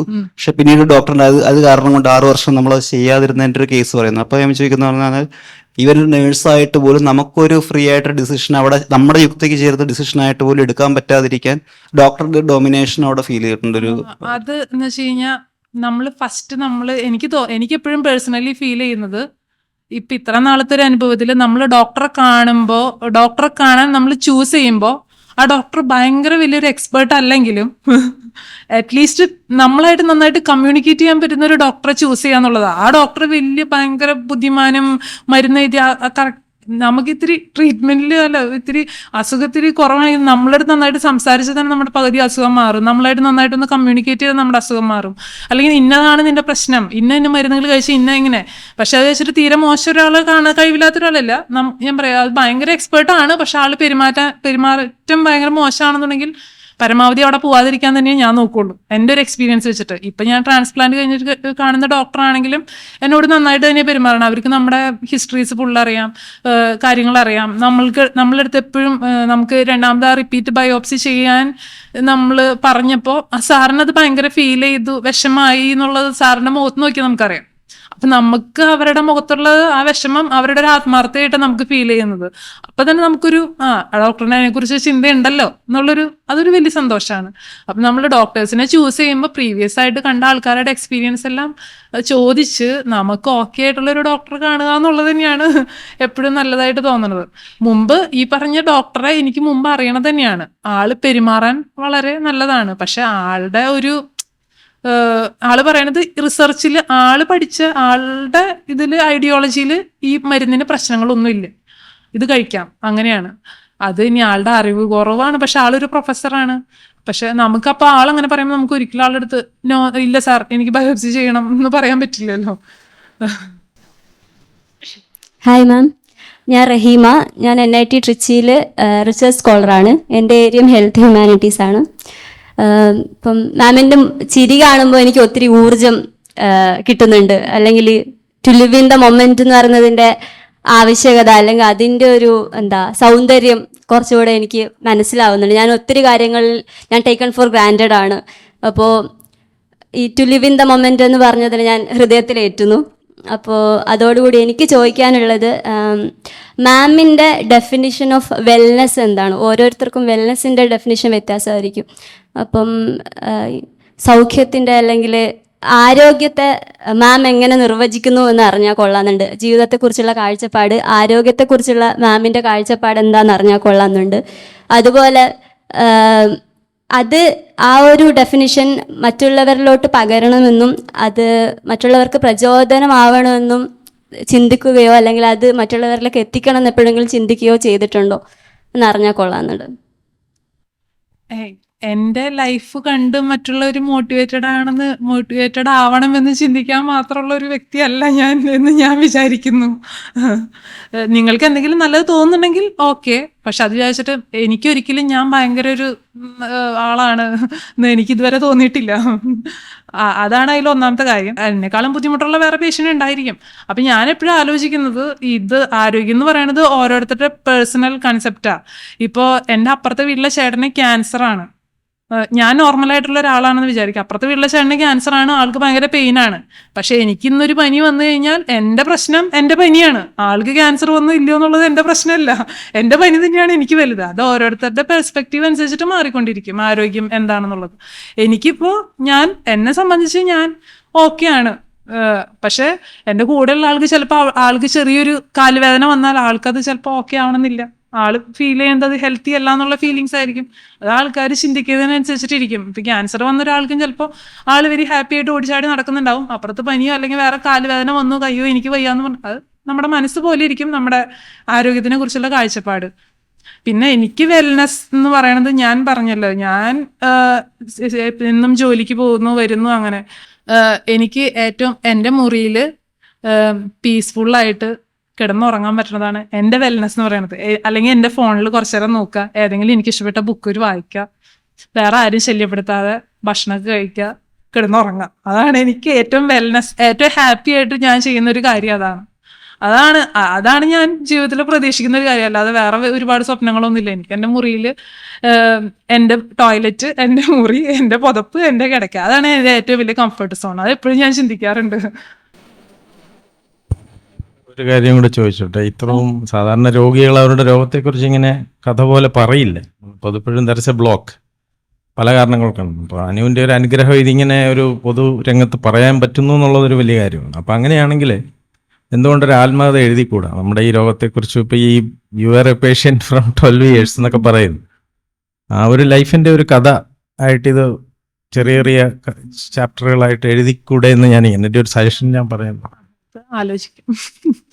അല്ല, ഞാനിപ്പോൾ ആലോചിക്കണത് ഞാനതിന് മാത്രം വലിയൊരു എഴുത്തുകാരി അല്ല.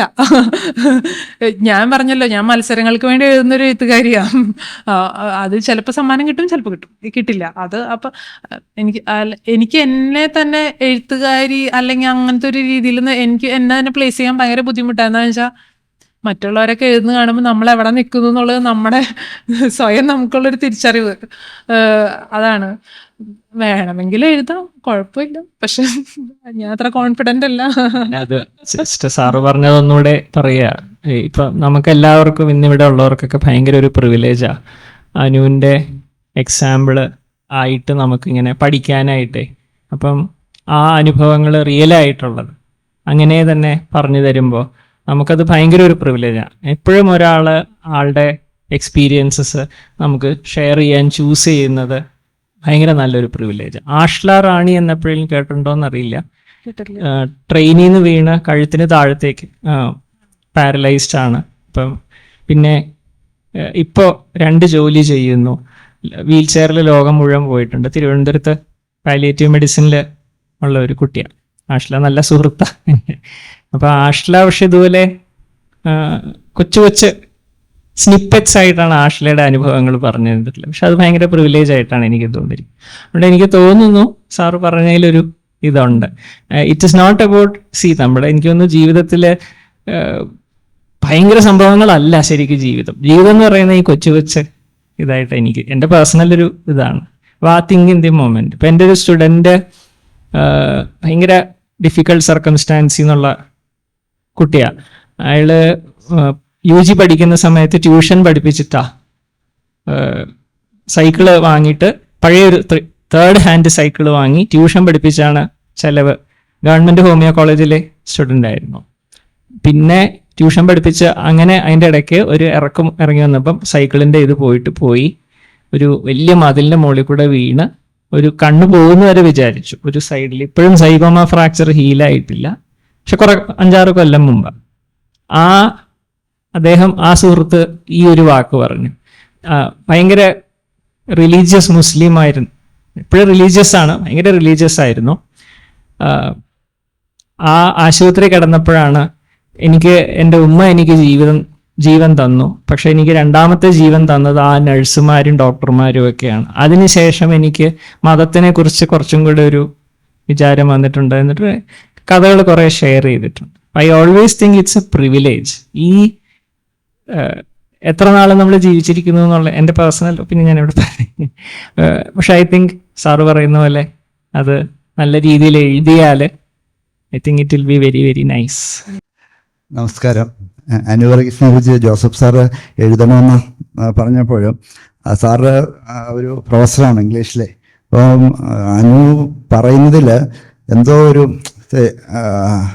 മറ്റുള്ളവരുടെ തൻ്റെ ലൈഫ് മറ്റുള്ളവർക്ക് കാണിച്ചു കൊടുക്കുന്ന എന്തോ ഒരു പ്രത്യേകതയുണ്ട്, ഓരോ കാര്യങ്ങൾ എക്സ്പ്ലെയിൻ ചെയ്യുന്നതുകൊണ്ട്. അപ്പോൾ അത് വളരെ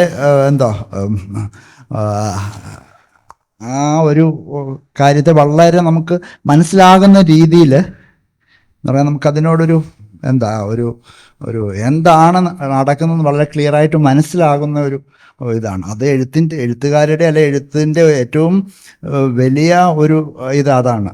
അതൊന്ന്. രണ്ടാമത് അനുവിൻ്റെ എമോഷൻസ് ഭയങ്കരമായിട്ട് നല്ലതായിട്ട് you have controlled your emotions എന്ന് പറഞ്ഞു കഴിഞ്ഞാൽ ഇപ്പോൾ 3 പ്രാവശ്യം ഡോക്ടേഴ്സിൽ നിന്ന് because of there failure you had suffered something അല്ലേ. ഇനീഷ്യലി ആദ്യത്തെ ഡോക്ടർ കണ്ടുപിടിച്ചില്ല, രണ്ടാമത്തെ ഇതിൽ പിന്നെ ബയോപ്സിയുടെ കാര്യം, അങ്ങനെ പലയിടത്തും എനിക്ക് ഐ തിങ്ക് 3 പ്രാവശ്യം അങ്ങനെ ഉണ്ടായി. എന്നിട്ടും അതിനോടുള്ള ആറ്റിറ്റ്യൂഡ്, അവരോടുള്ള ആറ്റിറ്റ്യൂഡ് അതൊരു ഒരു ഹെയ്റ്റ്രഡിൽ നിന്നോ ഒരു ദേഷ്യത്തിൽ നിന്നോ ഒന്നും വന്നതല്ല. അത് എന്തുകൊണ്ടാണെന്ന് എനിക്കറിയില്ല. നേഴ്സായതുകൊണ്ടായിരിക്കാം, നമ്മുടെ അവസ്ഥകളൊക്കെ അറിയാവുന്നതുകൊണ്ടായിരിക്കാം. അതേസമയം ഒരു സാധാരണ ഒരു ലേമാൻ ആണെങ്കിൽ പിന്നെ ഞങ്ങളോട് ദേഷ്യപ്പെടും. അപ്പോൾ എന്തായാലും അതും ഒരു വളരെ എക്സംപ്ലറി ആയിട്ടുള്ള കാര്യമാണ്. സാർ അത് എന്താണെന്ന് വെച്ചാൽ ഞാനും ഒരു മെഡിക്കൽ ഫീൽഡിലാണല്ലോ. തെറ്റുകൾ എനിക്കും പറ്റുന്നുണ്ട്. മീൻസ് മെഡിക്കേഷൻ അങ്ങനെ കാര്യങ്ങളിലൊക്കെ നമുക്കും തെറ്റുകൾ വരാം. ഡോക്ടറുടെ ഡയഗ്നോസിസ് ചെയ്യുമ്പോൾ ആണെങ്കിലും അല്ലെങ്കിൽ അവർ പറഞ്ഞ. പക്ഷെ ചിലപ്പോഴെങ്കിലും എനിക്ക് തോന്നുന്നത് അവർ പലപ്പോഴും ഭയങ്കര ബിസി ആയിരിക്കും. അവർക്ക് കുറേ പേഷ്യൻസ് ഉണ്ടായിരിക്കും. അപ്പോൾ വരുന്ന പേഷ്യൻസിൻ്റെ അടുത്തൊരു 5 മിനിറ്റ് മാക്സിമം ഒക്കെ ആയിരിക്കും അവർ ചിലപ്പോൾ സ്പെൻഡ് ചെയ്യുന്നുണ്ടാവുക. അതിനെ ഒന്നും കൂടി ഒന്ന് കൺവേർട്ട് ചെയ്തിട്ട് ആ പേഷ്യൻറ്റിൻ്റെ ഹിസ്റ്ററി, അവരുടെ കാര്യങ്ങൾ ഒന്നും കൂടി ഒന്ന് ഡീപ്പായിട്ടൊന്ന് ചിന്തിച്ച് ഒന്ന് ഡിസിഷൻ എടുത്താൽ കുറച്ചും കൂടി ഇഫക്റ്റീവ് ആയിരിക്കും ട്രീറ്റ്മെൻറ്റ് എന്നുള്ളത്. ഇതിപ്പോൾ ഞാനൊരു നഴ്സിങ്ങിനുള്ള ഒരു അഡ്മിഷനുള്ള ഒരു കുട്ടിയായിട്ട് ജസ്റ്റ് അവിടെ ചെന്ന് റിസൾട്ട് കാണിപ്പോൾ ആ ഡോക്ടർ വേറൊരു പേഷ്യൻറ്റിനെ കണ്ടുകൊണ്ടിരിക്കുന്നതിൻ്റെ ഇടയിലാണെന്നാണ് എൻ്റെ ഓർമ്മ. അപ്പോൾ ഈ റിസൾട്ട് ഇങ്ങനെ കാണിച്ചപ്പോൾ ആൾ അത് കുഴപ്പമില്ല, വെള്ളം കുടിച്ചാൽ മതി എന്ന് പറഞ്ഞിട്ട് അപ്പം തന്നെ അറ്റ്ലീസ്റ്റ് നമ്മളവിടെ ഇരുത്തി ഒന്ന് ആ റിപ്പോർട്ട്സ് എല്ലാം ഒന്ന് വിശദമായിട്ട് നോക്കി, അങ്ങനത്തെ പോലൊരു ഇത് ഉണ്ടായിരുന്നില്ല. അപ്പം അങ്ങനെ കുറച്ചൊരു 5 മിനിറ്റ് എനിക്ക് വേണ്ടി സ്പെൻഡ് ചെയ്തിരുന്നെങ്കിൽ ചിലപ്പോൾ അവിടെ വെച്ചിട്ട് ഡയഗ്നോസിസ് ആയേനെ. പക്ഷെ അപ്പോൾ കുറച്ചും കൂടി ഒരു സമയം സ്പെൻഡ് ചെയ്ത് അവരുടെ കാര്യത്തിൽ സ്പെൻഡ് ചെയ്താൽ ഇതിനും കൂടി ബെറ്റർ ആക്കാൻ പറ്റുമെന്ന് എനിക്ക് തോന്നുന്നു. പിന്നെ എനിക്ക് അങ്ങനത്തെ ഒരു ഹേറ്റ്രഡിൻ്റെ ആവശ്യമില്ല. എന്ന് വെച്ചാൽ ഞാനൊരു മനുഷ്യനാണ്, അവരും മനുഷ്യരാണ്, തെറ്റുകൾ എല്ലാവർക്കും പറ്റാം, എനിക്കും അവർക്കും ഒക്കെ. അപ്പോൾ അത് വിചാരിച്ചിട്ട് നമ്മൾ ഈ മെഡിക്കൽ പ്രൊഫഷനിലുള്ളത് കൊണ്ടായിരിക്കാം എനിക്ക് അതൊരു വലിയൊരു വിഷമമായിട്ട് ഇതുവരെ തോന്നിയിട്ടില്ല. പിന്നെ നമ്മൾ വിചാരിക്കുന്ന പോലെ എല്ലാം നടക്കണം എന്നൊന്നും ഒരു ഉറപ്പുമില്ല, ഒരു ഗ്യാരണ്ടി ഇല്ല നമ്മുടെ കാര്യങ്ങൾക്കൊന്നും. അവരെടുക്കുന്ന ഡിസിഷൻ ആവാം, നമ്മളെടുക്കുന്ന ഡിസിഷൻ ആവാം, എവിടെയെങ്കിലുമൊക്കെ എന്തെങ്കിലുമൊക്കെ തെറ്റ് പറ്റാം. അപ്പം പിന്നെ അതിലൊന്നും പരാതി പറഞ്ഞുകൊണ്ടിരുന്നിട്ടൊന്നും ഒരു പ്രയോജനമില്ല. ഇതിപ്പോൾ ഞാനിപ്പോൾ കണ്ടുകൊണ്ടിരിക്കുന്ന ഡോക്ടറിനാണെങ്കിൽ ചിലപ്പോൾ തെറ്റ് പറ്റാം, പക്ഷെ അത് വിചാരിച്ചിട്ട് അവരൊരു മോശം മനുഷ്യനാവണമെന്നില്ലല്ലോ. അപ്പം അതുകൊണ്ട് നമ്മളവർ വെറുക്കുന്നതിൽ അർത്ഥമില്ല എന്ന് ഞാൻ വിചാരിക്കുന്നു. ഇനിയിപ്പോൾ ഒരു അവസരം കിട്ടിയപ്പോൾ ആ ഡോക്ടറെ കണ്ട് നമുക്കൊരു ആവശ്യം വന്നാൽ നമ്മളിപ്പോൾ ഒരു അഭിപ്രായം ചോദിക്കണമെങ്കിൽ ഞാൻ ചോദിക്കും. ഇപ്പം എനിക്ക് ഇഷ്ടപ്പെടാതെ അന്നൊരു ഇൻസിഡൻറ്റ് ഉണ്ടാകുന്ന ചോദിച്ചിട്ട് അതിൻ്റെ പേരിൽ അവരെ നമുക്കൊരു അത്യാവശ്യം വന്നാൽ നമ്മൾ അവരെ കോൺടാക്ട് ചെയ്യണമെങ്കിൽ ചെയ്യാം, കുഴപ്പമില്ല. പക്ഷേ ഇനിയിപ്പോൾ അതിൻ്റെ ആവശ്യമില്ല എന്ന് ഞാൻ വിചാരിക്കുന്നില്ല. അത് നമ്മളിപ്പോൾ വേറെ സ്ഥലമൊക്കെ മാറി, അപ്പോൾ കാരണം ഓക്കെ, ദേഷ്യമൊന്നുമില്ല ഇതുവരെ. ഹൃദയത്തിലുള്ള കാര്യങ്ങൾ വളരെ ക്ലിയർ ആയിട്ട് എൻ്റെ കട്ടില് എൻ്റെ ഇത് അതൊക്കെ വളരെ നമ്മുടെ ഉള്ളിലുള്ള കാര്യങ്ങൾ നമുക്ക് മനസ്സിലാകുന്ന രീതിയിൽ എക്സ്പ്രസ് ചെയ്യുന്നുണ്ട്. എൻ്റെ ഏറ്റവും കംഫർട്ട് സോൺ അതാണ്. ഏറ്റവും ഹാപ്പി ആയിട്ട് ഇരിക്കുന്നത് അവിടെ തന്നെയാണ്. അപ്പൊ പിന്നെ അതുകൊണ്ടാണ് ഞാനത് പറഞ്ഞത്. എനിക്ക് തോന്നുന്നു മെജോറിറ്റി ആൾക്കാർക്ക് അങ്ങനെയൊക്കെ തന്നെ ആയിരിക്കും ഞാൻ വിചാരിക്കുന്നു. ഹായ് മാം, എൻ്റെ പേര് ആനി. ഞാനും ഒരു ഗവേഷകയാണ്. അപ്പം മാം പറഞ്ഞിരുന്നു ഹസ്ബൻഡും ഇതുപോലെ ഒരു ഇൽനെസ് കണ്ടീഷനുള്ള ഒരു വ്യക്തിയാണ്. അപ്പം പുള്ളി ഒരു പേഷ്യൻ്റാണ്. അപ്പം ആ ഒരു രീതിയിലൊരു സ്പെഷ്യൽ കൈൻഡ് ഓഫ് അണ്ടർസ്റ്റാൻഡിങ്, ഒരു കമ്പാഷൻ നിങ്ങൾ രണ്ടുപേരും തമ്മിലുണ്ടോ? അത് തീർച്ചയായിട്ടും ഉണ്ട്. അതുകൊണ്ട് തന്നെയാണ് ഞങ്ങളുടെ ഹസ്ബൻഡ് വൈഫ് എന്നുള്ള റിലേഷനേക്കാളും ഞങ്ങളൊരു ഫ്രണ്ട്സ് എല്ലാം ഷെയർ ചെയ്യുന്ന എല്ലാ വിശേഷങ്ങളും. ഇപ്പം ഞാനിവിടേക്ക് വരുമ്പോഴാണെങ്കിലും ഞാൻ എവിടെ എത്തി അങ്ങനെ. പക്ഷെ അത് ചോദിച്ചിട്ട് ആളങ്ങനെ ഭയങ്കര നീ എങ്ങോട്ടും പോകണ്ട, എന്നോട് പറഞ്ഞിട്ട് പോയാൽ മതി, അങ്ങനെയല്ല. ഞങ്ങളൊരു ഫ്രണ്ട്ഷിപ്പ് കൈൻഡ് ഓഫ് അങ്ങനത്തെ ആൾക്കാരാ. സ്റ്റിഗ്മയുടെ കാര്യം മാം നേരത്തെയും പറഞ്ഞിരുന്നു. നഴ്സിംഗ് സ്കൂളിൽ പഠിക്കുമ്പോഴത്തേക്കും ഗുളിക എടുക്കാൻ പേടിയായിരുന്നു, കാരണം കൂടുതൽ ആൾക്കാർ ശ്രദ്ധിക്കുന്നുണ്ടോ, അപ്പോൾ ഒരു പ്രൈവസിയുടെ ഒരു ഇഷ്യൂ. അപ്പം nice that you pointed it out. അങ്ങനത്തെ ഒരു സ്റ്റിഗ്മ എനിക്ക് മുമ്പ് ഉണ്ടായിരുന്നു. ഞാനിപ്പോൾ പരമാവധി അങ്ങനത്തെ കാര്യങ്ങളിൽ നിന്ന് ഒഴിവായി നിൽക്കാൻ ശ്രമിക്കുകയാണ്. എന്താണെങ്കിലും എനിക്ക് രോഗമുണ്ട്, എന്താണെങ്കിലും ഞാൻ കുറച്ച് നാൾ കഴിയുമ്പോൾ മരിച്ചു പോകും. പിന്നെ ഞാൻ ആരെ ബോധ്യപ്പെടുത്താനാണ് ഞാൻ ഈ എക്സ്ട്രാ ഡ്രാമകളൊക്കെ മീൻസ് ചെയ്യേണ്ടത്? ഞാൻ എന്താണോ അത് ഞാനാണ്. അതുകൊണ്ട് തന്നെയാണ് ഞാനിപ്പോൾ എനിക്ക് ഇങ്ങനെ നിങ്ങളുടെ അടുത്ത് സംസാരിക്കാൻ പറ്റുന്നത്. എനിക്കിപ്പോൾ എൻ്റെ പ്രൈമറി ഓവേറിയൻ ഫെയിലിയറിൻ്റെ കാര്യം സാധാരണ എനിക്ക് തോന്നുന്നു, എനിക്കത് മുമ്പ് അതൊക്കെ എനിക്ക് പറയാൻ ഭയങ്കര ബുദ്ധിമുട്ടുള്ള കാര്യമാണ്. എനിക്ക് ഇങ്ങനത്തെ ഒരു പ്രശ്നമുണ്ട്. അപ്പോൾ ആൾക്കാർ ചോദിക്കും നിങ്ങൾ ഫീമെയിൽ തന്നെയാണോ? അങ്ങനത്തെ ഒരു ക്വസ്റ്റ്യൻ വന്ന് എനിക്കത് ഭയങ്കരമായിട്ട് ഇമോഷണലി ഹേർട്ട് ആവുന്ന ഒരു കാര്യം. പക്ഷെ ഇനിയിപ്പോൾ അങ്ങനത്തെ ഒരു ചിന്തയൊന്നുമില്ല. ഞാൻ ഫീമെയിൽ തന്നെയാണ്, അത് വേറെ കാര്യം. ഞാൻ ജനിച്ചപ്പോഴേ ഞാൻ ഫീമെയിലാണ്. പക്ഷെ നമുക്ക് ആ ഹോർമോൺ പ്രോബ്ലംസ് ഉള്ളതുകൊണ്ട് നമുക്ക് ചെറിയ പ്രശ്നങ്ങൾ വന്നു. നമുക്കത് എന്ത് ചെയ്യാൻ പറ്റും? ഒന്നും ചെയ്യാൻ പറ്റില്ല. അപ്പോൾ ഞാൻ എൻ്റെ തുടക്കത്തിൽ ഞാൻ അങ്ങനത്തെ ക്വസ്റ്റ്യൻസും കേട്ടിട്ടുണ്ട്. അപ്പോൾ അതുകൊണ്ട് എനിക്ക് അങ്ങനത്തെ ഒരു കാര്യം സംസാരിക്കാനേ പേടിയായിരുന്നു. എനിക്കിപ്പോൾ ഇത്രയും പേരുടെ അടുത്ത് എനിക്ക് പറയാം, എന്താണെങ്കിലും ഞാൻ കുറച്ച് നാൾ കഴിയുമ്പോൾ മരിച്ചു പോകേണ്ട ഒരാളാണ്. എൻ്റെ ഒരു ഹിസ്റ്ററി ഇതും വെച്ചിട്ട് നിങ്ങളിപ്പോൾ ആരും ഒന്നും നേടാനും പോകുന്നില്ല. പിന്നെ ഞാൻ എന്തിനാ എന്നെക്കുറിച്ച് പറയുന്നതിന് പേടിക്കണം? എനിക്കതുകൊണ്ട് ഇപ്പോൾ ഒരു പേടിയില്ല. വരിക, പറയുക, പോവുക, ഞാൻ എൻ്റെ ജീവിതം ജീവിക്കുക, സമയമാകുമ്പോൾ മരിക്കും, അത്രേ ഉള്ളൂ. അതുകൊണ്ട് ഇപ്പോൾ ഒരു സ്റ്റിഗ്മ ഇല്ല എനിക്ക് കമ്പാരിറ്റീവ്ലി. മേഡം എപ്പോഴെങ്കിലും ഈ വൈ മീ എന്നൊരു ഫീലിംഗ് വന്നിട്ട് എന്തുകൊണ്ട് എനിക്കിങ്ങനെ അങ്ങനൊരു ഫീലിംഗ് എപ്പോഴെങ്കിലും ഉണ്ടായിട്ടുണ്ടോ? വേറെ ആർക്കും രോഗങ്ങളൊന്നും കൊടുത്തില്ലല്ലോ, എനിക്ക് മാത്രം എന്തുകൊണ്ട് ഈ രോഗം വന്നു എന്നുള്ളതാണോ? അങ്ങനെ എന്തുകൊണ്ട് എന്നെ ഇങ്ങനെ ഒരു അവസ്ഥയിലേക്ക് എത്തിച്ചത് ആർക്കും കൊടുത്തില്ലെന്നല്ല, എന്തുകൊണ്ട് എനിക്ക് ഇത്ര വന്നു എന്നൊരു തോന്നല്. അങ്ങനെയില്ല. എനിക്ക് എൻ്റെ കൂടെയുള്ള എല്ലാവരും ഹാപ്പി ആയിട്ട് ഇരിക്കണം തന്നെയാണ്. അവർക്ക് രോഗം വരേണ്ട. ഞാൻ പ്രാർത്ഥിക്കുന്നുണ്ടെങ്കിൽ ഞാൻ ഭയങ്കര ഒരു ദൈവഭക്തി. ഞാൻ പള്ളിയിൽ എല്ലാ ഞായറാഴ്ചയും പോകും കേട്ടോ. പള്ളിയിലൊക്കെ പോവും, കുർബാനയ്ക്കൊക്കെ ഇരിക്കും. പക്ഷെ ഞാൻ ഭയങ്കരമായിട്ട് അത് കോൺസെൻട്രേറ്റ് ചെയ്യുന്ന ആളൊന്നുമല്ല. വേറെ പല ചിന്തകളൊക്കെ അതിൻ്റെ ഇടയിലൊക്കെ വരും. അതിനേക്കാളും എനിക്കിഷ്ടം പള്ളിയിൽ പീസ്ഫുള്ളായിട്ടിരിക്കുന്നതാണ്. പക്ഷെ ഞാൻ പ്രാർത്ഥിക്കാറുള്ള ഒരു കാര്യം എപ്പോഴും എൻ്റെ കൂടെയുള്ളവർക്ക് ഒരു പ്രശ്നങ്ങളും ഉണ്ടാവരുത്. എത്ര ബുദ്ധിമുട്ട്, വേദന, രോഗം, അതിൻ്റെ സഫറിങ്സ് എന്താണെങ്കിലും ദൈവമേ അങ്ങനത്തെ ഒരാൾ നീ അവിടെ ഉണ്ടെങ്കിൽ, എനിക്ക് സംശയമുണ്ട് ഇടയ്ക്ക്, അതുകൊണ്ടാണ്, ഉണ്ടെങ്കിൽ നീ അത് എനിക്ക് തന്നോ, ഞാൻ അത് എങ്ങനെയാണെന്ന് വെച്ചാൽ സഹിച്ച് അഡ്ജസ്റ്റ് ചെയ്ത് ഞാൻ പരമാവധി സഹിച്ചിട്ട് ഞാൻ ജീവിച്ചോളാം. പക്ഷെ എൻ്റെ കൂടെ ഉള്ളവരുടെ ഒരു ബുദ്ധിമുട്ട് എനിക്ക് കാണാൻ എനിക്ക് ഭയങ്കര ബുദ്ധിമുട്ടാണ്. വൈ മീ എന്നുള്ള ചോദ്യം എന്നെ സംബന്ധിച്ച് എനിക്കതൊരു പ്രശ്നമല്ല. എനിക്ക് തന്നോ, എനിക്ക് കുഴപ്പം. പക്ഷെ എനിക്കത് സഹിക്കാനുള്ളൊരു ശക്തി കിട്ടണം. എൻ്റെ രോഗം മാറ്റണമെന്ന് ഞാൻ പ്രാർത്ഥിക്കുന്നില്ല, എന്നെ കൊല്ലരുതേ എന്ന് ഞാൻ പ്രാർത്ഥിക്കുന്നില്ല. വൈ മീ എന്നുള്ള ചോദ്യം എനിക്കില്ല. ഞാൻ അനുഭവിച്ചോളാം. എൻ്റെ കൂടെയുള്ള ഒരു സേഫായി ഞാൻ എത്ര വേണേ അനുഭവിക്കാം, എനിക്ക് ഓക്കെയാണ്. സത്യം പറഞ്ഞാൽ ഞാൻ നിങ്ങളുടെ അടുത്താണ് താങ്ക് യു പറയേണ്ടത്.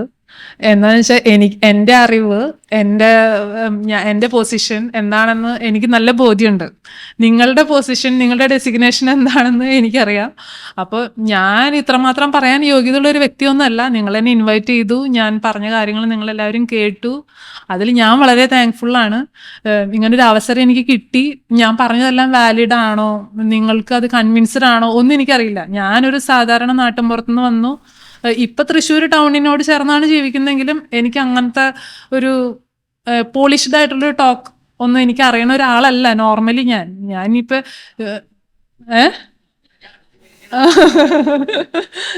എനിക്കറിയില്ല ഇനിയിപ്പോൾ അതിൻ്റെ ഒരു ഫോർമാറ്റ് ഞാൻ കറക്റ്റ് ആണോ പറയുന്നത് എന്നൊന്നും എനിക്കറിയില്ല. ഞാൻ എൻ്റെ ഉള്ളിൽ നിന്ന് വന്ന കാര്യങ്ങളാണ് ഞാൻ നിങ്ങളോട് ഷെയർ ചെയ്തത്. ഞാൻ അതിനോട് ആത്മാർത്ഥമായിട്ട് തന്നെ ഞാൻ പറഞ്ഞ കാര്യങ്ങളെല്ലാം ഞാൻ ആത്മാർത്ഥമായിട്ട് തന്നെയാണ് പറഞ്ഞത്. നിങ്ങൾക്ക് ഉപകാരപ്പെടുന്നു വിശ്വസിക്കുന്നു. എന്തെങ്കിലും തെറ്റുകളുണ്ടെങ്കിൽ ക്ഷമിക്കണം. അല്ല, സ്വന്തം അനുഭവത്തിൽ തെറ്റ് വരാൻ സാധ്യതയില്ല. പക്ഷെ എന്നാലും എനിക്കറിയില്ല നിങ്ങളെന്താണ് എന്നിൽ നിന്ന് കിട്ടാൻ ഉദ്ദേശിച്ചതെന്ന് എനിക്കറിയില്ല. അതുകൊണ്ട് എന്താണെങ്കിലും താങ്ക് യു സോ മച്ച്. ഞാൻ പറഞ്ഞത് കേട്ടു, അതിന് ഒരുപാട് നന്ദി. നിങ്ങൾ വളരെ പോസിറ്റീവായിട്ട് എന്നോട് സംസാരിച്ചു. ഒരുപാട് നന്ദി എല്ലാവരോടും. എല്ലാവരും കാണാൻ പറ്റിയതിലും വലിയ സന്തോഷം. ബ്രഹ്മപുത്ര സാർ ഇങ്ങനെ വിളിച്ച് ഇങ്ങനെ ഒരു അവസരം പറഞ്ഞപ്പോൾ ഞാൻ വിളിച്ച അവസരങ്ങൾ എല്ലാവർക്കും കിട്ടില്ല. കിട്ടിയ അവസരങ്ങൾ മാക്സിമം വിനിയോഗിക്കുക എന്നുള്ളതാണ്. അപ്പം ഞാൻ വന്നു. സാറിന് പ്രത്യേക ഒരു നന്ദി. സാറാണ് എപ്പോഴും ഇങ്ങനത്തെ ഒരു കാര്യങ്ങൾ വരുമ്പോൾ എപ്പോഴും വിളിക്കുകയും ഒക്കെ ചെയ്യുന്നത്. നിങ്ങൾക്ക് എല്ലാവർക്കും ഒരുപാട് നന്ദി. Thank you. Thank you.